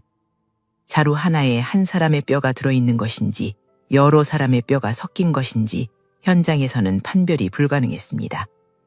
집 뒤편 텃밭으로 수사 범위가 넓어졌습니다. 삽으로 흙을 파내자 30cm도 안 되는 깊이에서 자루가 또 나왔습니다. 1개, 2개, 3개. 텃밭 곳곳에서 자루가 발굴되었고 자루마다 뼈조각과 분해된 인체 일부가 들어있었습니다. 수사관 한 명이 고개를 돌려 구토했습니다. 마당 한쪽에 묶여있던 개 3마리가 유독 살이 쪄 있었습니다. 시골의 농가 개치고는 비정상적으로 건강했고 털에 윤기가 흘렀습니다. 나중에 수사관들은 이 개들이 어떤 것을 먹고 자랐는지를 확인하게 됩니다. 그 사실이 밝혀졌을 때 마을 사람들 중 일부는 자신이 장용민에게서 사먹은 고기의 정체를 떠올리며 구역질을 했습니다. 장용민이 시장에서 팔았다는 이른바 타조고기, 그것이 정말 타조고기였는지 아니면 다른 무언가였는지는 수사 과정에서 끝내 법적으로 확정되지 못했습니다. 하지만 마을 사람들 사이에서는 이미 답이 나와 있었습니다. 윈난성 진닝현에 타조 농장은 단 한 곳도 없었습니다. 장용민은 수사본부로 이송된 뒤 신문을 받았습니다. 수사관이 물었습니다. 공범이 있나? 없다. 혼자 했다. 왜 죽인 거야? 침묵. 피해자를 어떻게 데려갔어? 침묵. 시체는 어떻게 처리했어? 침묵. 장용민은 범행을 부인하지 않았습니다. 부인하지도 설명하지도 않았습니다. 나 혼자 했다는 한마디 외에 동기도 방법도 감정도 내놓지 않았습니다. 얼굴에는 체포 당시와 같은 무표정이 그대로 붙어 있었습니다. 이 사람이 대체 누구인가? 1978년에 16살 소년을 살해한 전과가 있고 사형 선고를 받았으나 집행유예를 거쳐 감형되어 1997년 9월에 석방되었습니다. 석방 당시 나이 41살. 이후 15년간 같은 마을에서 혼자 살았습니다. 수사관들은 장용민의 과거 기록을 뒤졌습니다. 1978년의 사건만이 아니었습니다. 그보다 더 전 1974년에 이미 한 사람의 목에 칼을 꽂은 적이 있었습니다. 18살 때 같은 침대에서 자던 사촌이자 동급생의 목을 부엌칼로 찔렀습니다. 8군데 자상. 피해자는 살아남았지만 장용민은 몽유병 중 범행이라는 해명으로 고작 6달 노동교양을 받고 풀려났습니다. 6달 만에 풀려난 18살짜리 소년이 불과 4년 뒤 사람을 죽였습니다. 사형 선고를 받았지만 집행되지 않았습니다. 19년을 봉역한 뒤 풀려나 다시 사람을 죽이기 시작했습니다. 2008년부터 2012년까지 확인된 것만 11명. 만약 1978년에 사형이 집행되었다면 장용링은 23살에 죽었을 것입니다. 그리고 그 이후에 11명은 살아있었을 것입니다.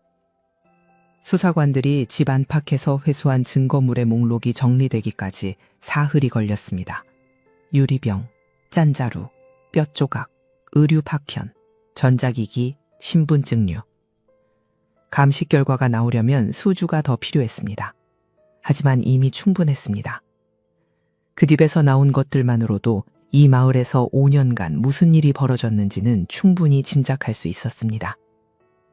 마을 주민들이 장용민의 집 앞에 모여들었습니다. 경찰이 짠자루를 트럭에 싣는 장면을 두 눈으로 지켜보았습니다.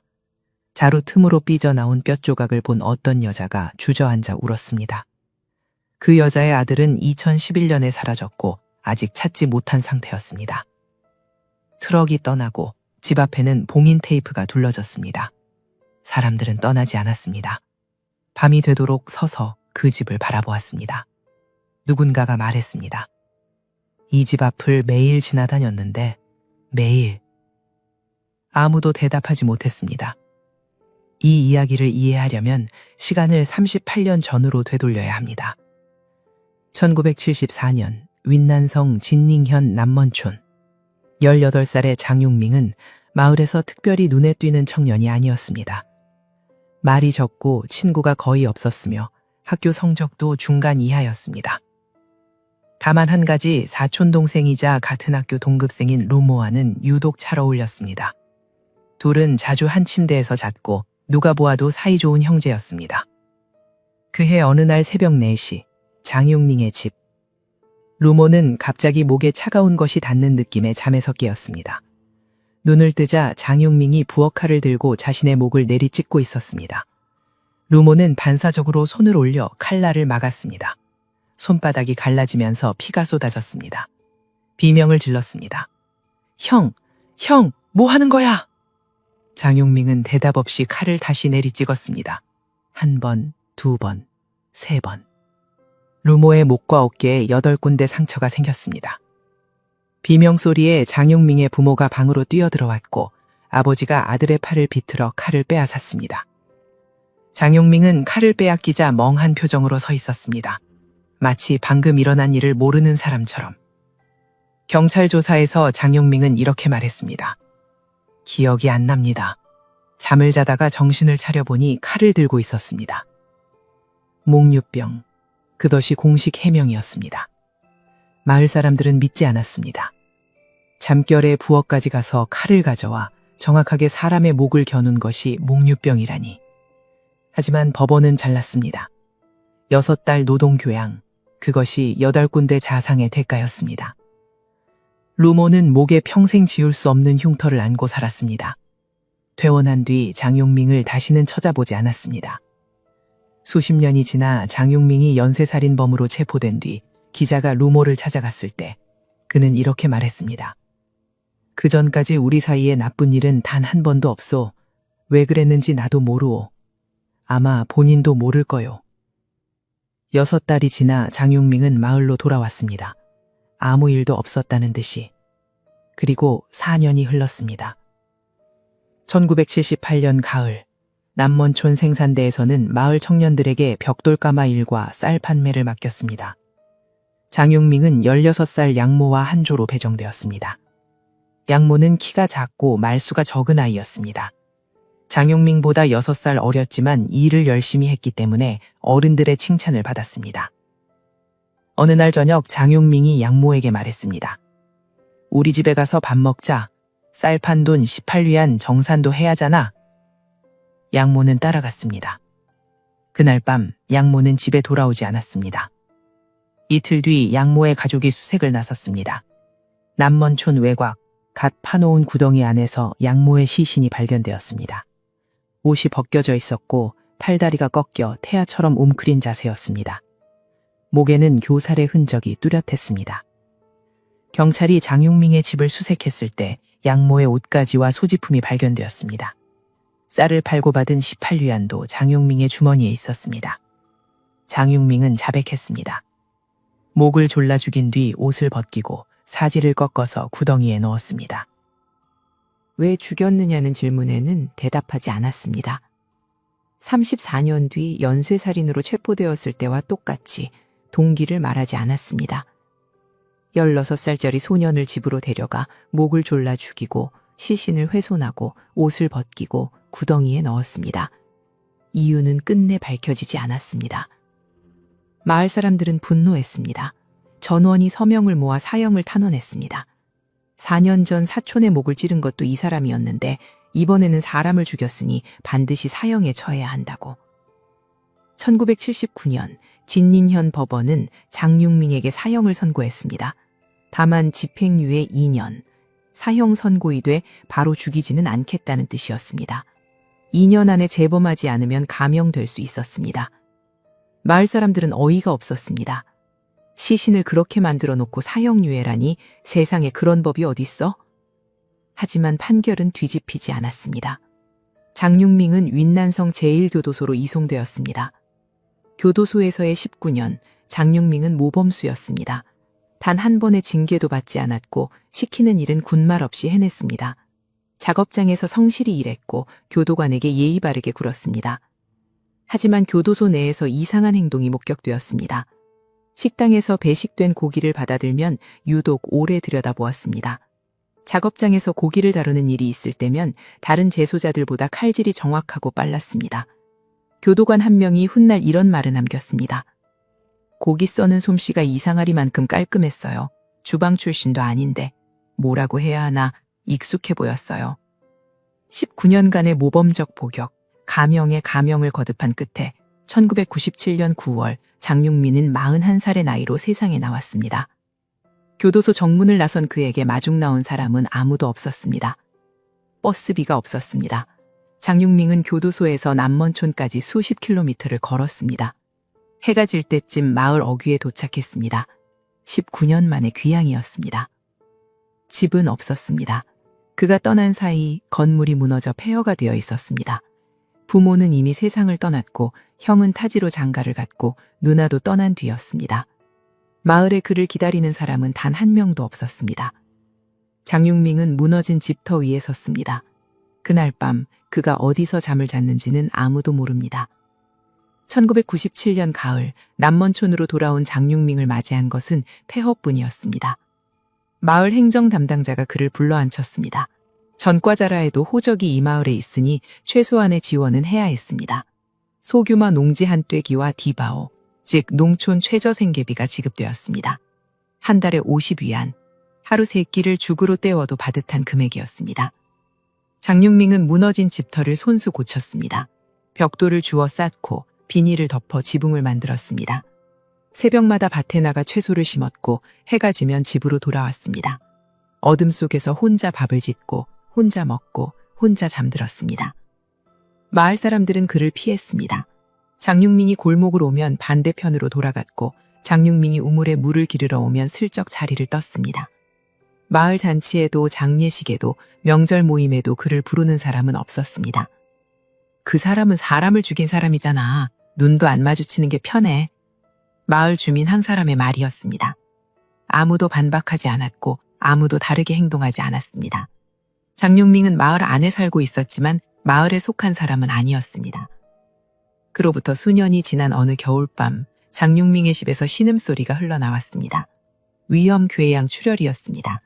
피를 토하며 마당으로 기어나온 장육민은 길 건너 마을 간부의 집 대문을 두드렸습니다. 간부가 문을 열었을 때 장육민은 대문 앞에 웅크린 채 입가에 피가 묻어 있었습니다. 간부는 장육민을 업어 마을 의원까지 데려갔고 거기서 응급처치를 받은 뒤 현 병원으로 이송되었습니다. 입원비는 마을 기금에서 지불되었습니다. 퇴원한 뒤 장육민은 간부의 집에 감사 인사를 하러 오지 않았습니다. 어떤 말도 어떤 표시도 하지 않았습니다. 간부는 그것을 이상하게 여기기보다는 체념했습니다. 원래 그런 사람이니까, 마음이라는 게 없는 사람이니까. 세월이 흘렀습니다. 장육민의 밭은 점점 거칠어졌습니다. 처음에는 매일 나가 김을 매던 것이 이틀에 한 번이 되고 일주일에 한 번이 되더니 어느 순간부터 밭은 완전히 방치되었습니다. 잡초가 허리까지 올라왔고 일항의 구분조차 사라졌습니다. 대신 장육민에게 새로운 일과가 생겼습니다. 낮으면 마을 문화공원에 가서 바둑을 두었습니다. 공원 한쪽 정자 아래 돌판이 놓여 있었고 은퇴한 노인들이 삼삼오오 모여 대국을 벌이는 곳이었습니다. 장육민은 말없이 앉아 돌을 놓았고 실력이 제법 됐습니다. 바둑 상대 중 한 명이었던 노인은 훗날 이렇게 증언했습니다. 매일 1시쯤 와서 5시쯤 가더라고. 말은 별로 안 하는데 바둑은 곧잘 뒀어. 나쁜 사람 같지는 않았어. 그냥 좀 외로운 사람이구나 싶었지. 바둑을 두는 오후 시간 외에 장육민이 무엇을 하는지 아는 사람은 없었습니다. 다만 몇 가지 이상한 점이 하나둘 눈에 띄기 시작했습니다. 첫 번째, 개. 장육민은 대형견 3마리를 키우기 시작했습니다.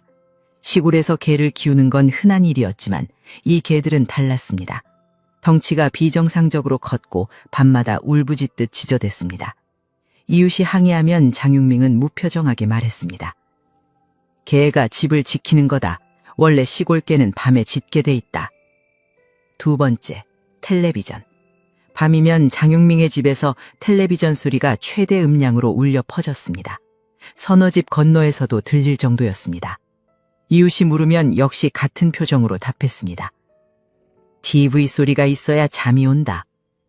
개 짖는 소리와 텔레비전 소리, 이 두 가지 소음이 밤마다 겹쳐졌습니다. 나중에 생각하면 그것은 다른 소리를 덮기 위한 장치일지도 모릅니다.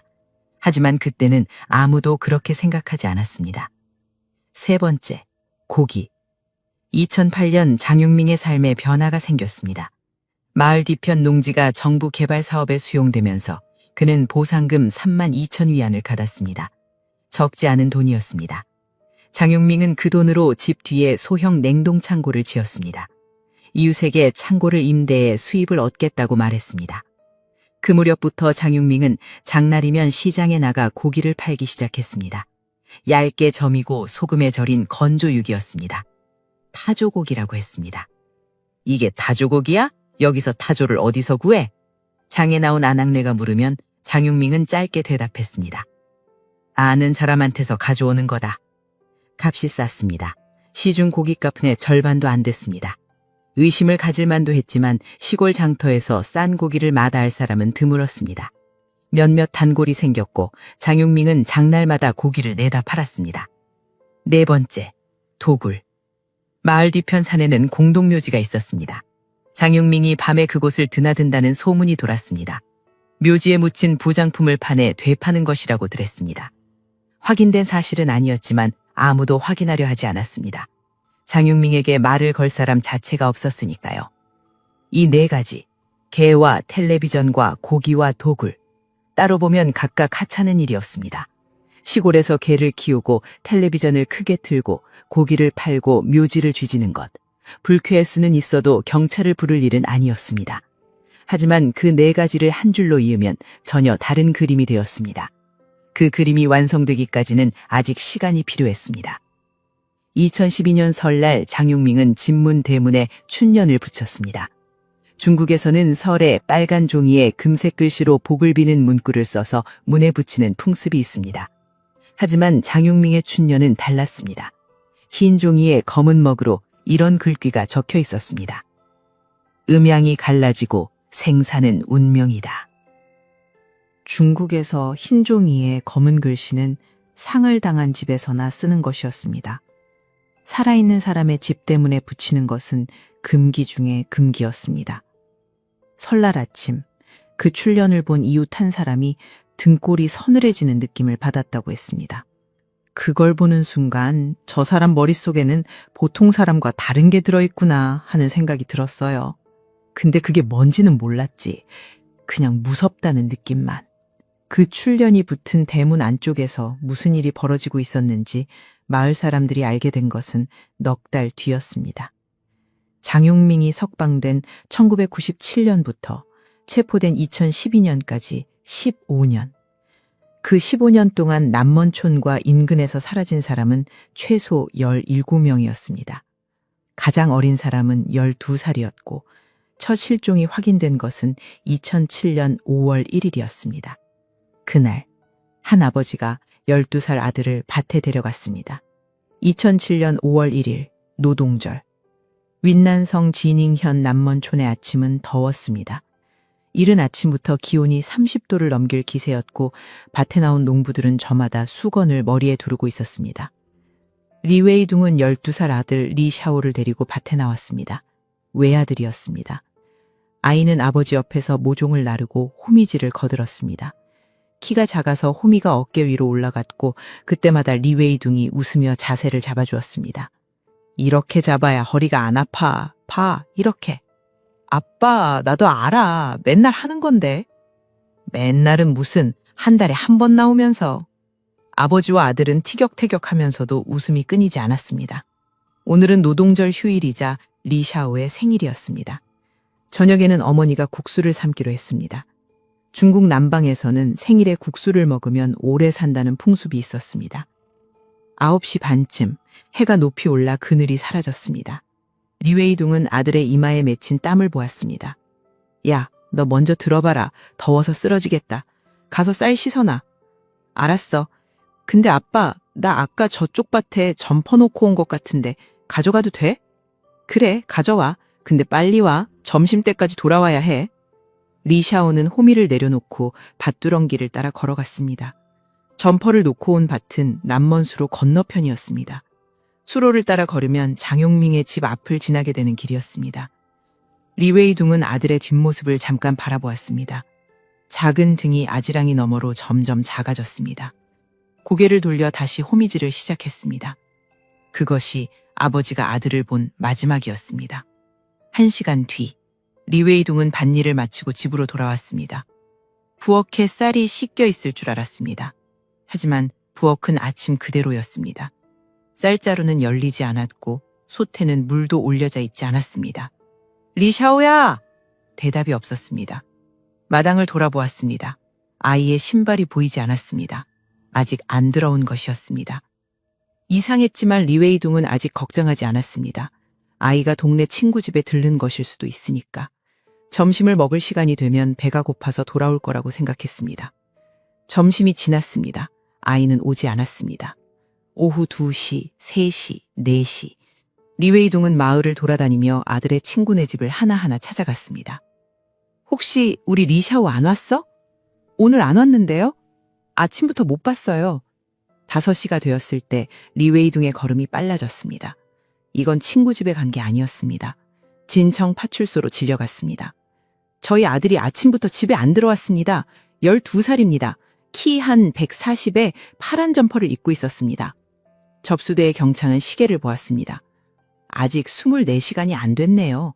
내일까지 기다려보세요. 애들이 그 나이 때 PC방에 가서 밤새는 거 흔합니다. 12살입니다. 12살짜리가 PC방에서 밤을 셉니까? 일단 좀 더 기다려보시고 내일도 안 돌아오면 그때 오세요. 리웨이둥은 파출소를 나왔습니다. 아이의 어머니는 집에서 국수면을 삶을 준비를 하다 말고 냄비를 불 위에 올린 채 현관에 서서 아들을 기다리고 있었습니다. 리웨이둥과 눈이 마주쳤습니다. 아직 못 찾았어? 경찰이 내일 오래. 어머니의 손에서 국자가 떨어졌습니다. 다음 날 리웨이둥은 친척과 이웃 18명을 모아 수색에 나섰습니다. 밭, 수로, 산길, 빈집, 우물. 닥치는 대로 뒤졌습니다. 아이의 이름을 목이 터져라 불렀습니다. 메아리만 돌아왔습니다. 이웃 한 사람이 리웨이둥을 찾아왔습니다. 웨이둥아, 할 말이 있어. 뭔데? 어제 아침에, 그러니까 리샤오가 밭에서 돌아가던 시간에 내가 수로 쪽에서 장용밍이를 봤어. 장용밍이? 응, 수로변을 왔다 갔다 하더라고. 리샤오가 그쪽으로 걸어간 지 한 30분 뒤쯤이었어. 리웨이둥은 곧장 파출소로 갔습니다. 아들이 사라진 시각에 장용밍이라는 사람이 같은 장소에 있었다는 목격 증언이 있습니다. 이 사람은 1978년 살인전과가 있는 사람입니다. 조사해 주십시오. 경찰은 메모장에 이름을 적었습니다. 그리고 말했습니다. 알겠습니다. 확인해 보겠습니다. 확인은 이루어지지 않았습니다. 그 뒤로 리웨이둥이 파출소에 몇 번을 더 찾아갔는지 기록은 남아있지 않습니다. 다만 매번 돌아오는 대답은 같았습니다. 증거가 없습니다. 현재 다른 사건이 우선입니다. 계속 알아보고 있습니다. 아무 일도 일어나지 않았습니다. 리웨이둥은 방향을 바꾸었습니다. 경찰이 못 찾으면 내가 찾겠다고. 마을에서 소문이 돌았습니다. 아이들이 불법 벽돌 공장에 팔려간다는 이야기였습니다. 2007년 중국에서는 산시성 벽돌 공장 강제노역 사건이 대대적으로 보도된 직후였고 실종 아동의 부모들 사이에서 우리 아이도 거기 끌려간 게 아니냐는 공포가 퍼지고 있었습니다. 리웨이둥은 돈을 빌렸습니다. 이자가 붙는 사채였습니다. 그 돈을 들고 윈난성 전역의 벽돌 공장을 돌아다녔습니다. 쿤밍에서 버스를 타고 4시간, 6시간, 8시간. 먼지석이 공장 마당에 들어가 아이의 사진을 보여주었습니다. 이 아이 여기 있습니까? 없어. 나가. 제 말 한 번만 확인시켜 주십시오. 없다니까 나가라고. 어떤 공장에서는 문전박대를 당했고 어떤 곳에서는 관리인에게 돈을 쥐어주고서야 안을 들여다볼 수 있었습니다. 아이는 어디에도 없었습니다. 8만 위안. 이 농촌 마을에서 거의 8년에서 10년을 벌어야 모을 수 있는 돈이 그렇게 사라졌습니다. 그 사이 집에서는 아이가 매일 저녁 아이의 밥그릇을 상에 놓았습니다. 숟가락을 가지런히 올려놓고 빈 의자를 바라보았습니다.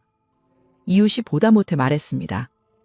이제 그만 치우지. 애가 그걸 보면 좋아하겠어? 어머니는 고개를 저었습니다. 애가 돌아왔을 때 자기 자리가 없으면 서운할까 봐. 대문에는 그해 설에 붙인 춘년이 그대로 남아 있었습니다. 빨간 종이가 비바람에 색이 바래 분홍빛이 되고 금색 글씨가 벗겨져 알아보기 힘들었지만 아무도 떼지 않았습니다. 그 춘년은 5년 동안 그 자리에 붙어 있었습니다. 리샤오의 유해가 발견된 것은 2012년 장용민이 체포된 뒤였습니다. 수사관들이 장용민의 집과 밭을 파헤쳤을 때 리샤오의 것이라고 추정되는 뼈 조각이 다른 피해자들의 것과 뒤섞여 나왔습니다. 집에서 불과 수백 미터. 리웨이둥이 8만 위안을 들고 윈난성 전역을 뒤지는 동안 아들은 그 집 옆 땅 밑에 있었습니다. 아버지가 매일 지나다니던 그 길 밑에. 리샤오가 사라진 2007년 이후 남먼촌에는 해마다 사람이 사라졌습니다. 1명, 2명, 그리고 어느 해에는 한꺼번에 여러 명. 처음에는 소문이었습니다. 누구네 아들이 안 돌아왔대.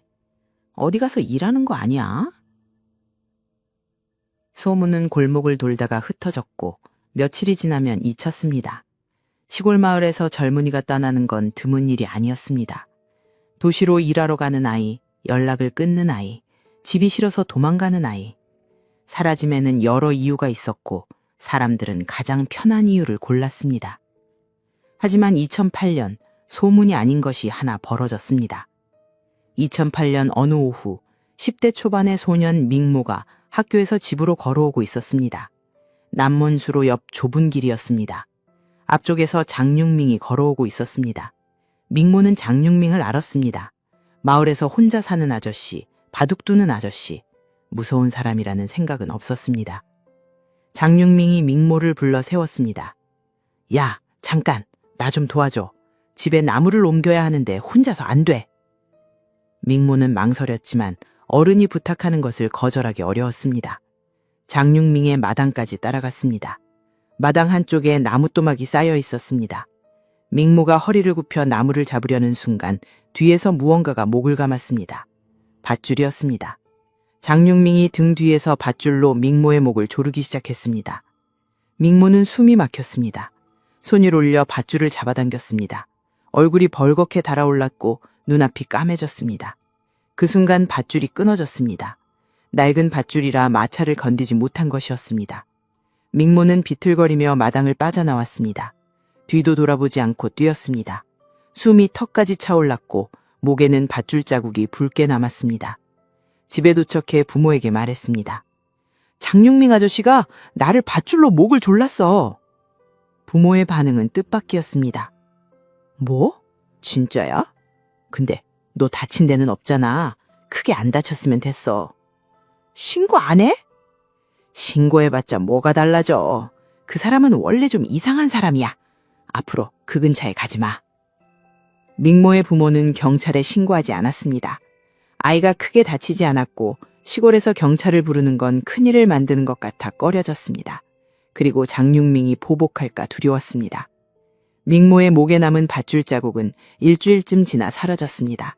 아무 일도 없었던 것처럼. 하지만 아무 일도 없었던 것이 아니었습니다. 밧줄이 끊어지지 않았다면 밍모는 10대 초반의 생을 마감했을 것입니다. 그리고 마을에서는 또 한 명이 사라졌네 하는 소문이 돌았을 것입니다. 밧줄은 끊어졌습니다. 하지만 장윤밍은 멈추지 않았습니다. 2010년 38살 남성 한 명이 남먼촌 인근에서 자취를 감췄습니다. 이전 실종자들과 달리 소년이 아닌 성인 남자였습니다. 가족이 실종 신고를 했지만 자세한 수사 기록은 남아있지 않습니다. 이 남자에 대해 알려진 것은 거의 없습니다. 이름도 직업도 어떤 경위로 사라졌는지도 기록되지 않았습니다. 그저 숫자 하나로 남았을 뿐입니다. 17명 중 1명. 2011년 상황이 급변했습니다. 1월부터 12월 사이 남먼촌 반경 700m 안에서 최소 6명의 청소년과 80대 노인 1명이 사라졌습니다. 한 해에 7명. 이전까지 1년에 한두 명씩 사라지던 것과는 차원이 달랐습니다. 2011년 2월 27일 16살 소년이 중학교에 시험 성적표를 받으러 갔다가 돌아오지 않았습니다. 이 소년의 아버지는 중학교 수학 교사였습니다. 교사라는 직업답게 체계적이었습니다. 아들이 사라지자 직접 수색에 나선 한편 정보를 얻기 위해 2만 위안을 들여 사람을 고용했습니다. 수수문 끝에 이 아버지는 장육민의 전과 기록을 알아냈습니다. 1978년 살인, 사형 선고, 19년 복역 후 석방, 그리고 밤마다 수레를 끌고 어딘가로 가는 습관이 있다는 것도. 아버지는 진청 파출소 부소장에게 직접 전화를 걸었습니다. 저는 실종된 아이의 아버지입니다. 장육민이라는 사람을 조사해 주십시오. 이 사람은 살인 전과가 있고 제 아들이 사라진 시각에 현장 근처에 있었습니다. 부소장의 대답은 이랬습니다. 그 사람은 정신질환자입니다. 수사 대상이 아닙니다. 정신질환자라는 진단이 있습니까? 없습니다만 주민들이 그렇게 알고 있습니다. 주민들이 안다는 것과 수사를 안 한다는 것은 별개 아닙니까? 선생님, 지금 증거가 없잖아요. 의심만으로 사람을 조사할 수는 없습니다. 전화가 끊어졌습니다. 아버지는 포기하지 않았습니다. 장육민의 집 근처를 직접 돌아다녔습니다. 어느 날 장육민의 마당에 갓 파헤친 흙이 있는 것을 발견했습니다. 흙 사이로 파란 천조각이 보였습니다. 아들이 입었던 점퍼와 같은 색이었습니다. 심장이 멎는 줄 알았습니다. 아버지는 파출소로 뛰어갔습니다. 장육민 집마당에 흙을 새로 판 흔적이 있고 그 안에서 제 아들 옷과 같은 색 천이 보입니다. 제발 수색해 주십시오. 경찰이 물었습니다. 장육민 본인한테 물어봤습니까? 네? 직접 물어보셨냐고요? 아버지는 할 말을 잃었습니다. 경찰이 수사하라는 요청에 경찰이 피해자에게 직접 물어보라고 하는 상황. 그래도 아버지는 물었습니다. 장육민의 집 문 밖에서. 저기요, 마당에 흙을 왜 팠습니까? 장육민이 문 안에서 대답했습니다. 개가 죽어서 묻었다. 그 한마디로 끝이었습니다. 아버지는 파출소에 이 대답을 전했습니다. 개를 묻었다고 하는데 확인이라도 해주십시오. 알겠습니다. 확인해 보겠습니다. 확인은 이루어지지 않았습니다. 파란 천조각의 정체는 끝내 밝혀지지 않았습니다. 이 아버지의 아들은 장육민이 체포된 뒤에야 피해자 목록에 이름을 올렸습니다. 그해 8월, 16살 소년 1명이 사라졌습니다. 9월, 17살, 11월, 22살 청년과 80세 노인이 연이어 사라졌습니다. 11월 한 달에만 3명이었습니다. 2011년은 장육민이 가장 대담해진 해였습니다. 이전까지는 1년에 한두 명이던 것이 이 해에는 마치 쫓기듯이 혹은 무언가에 중독된 듯이 빈도가 늘어났습니다.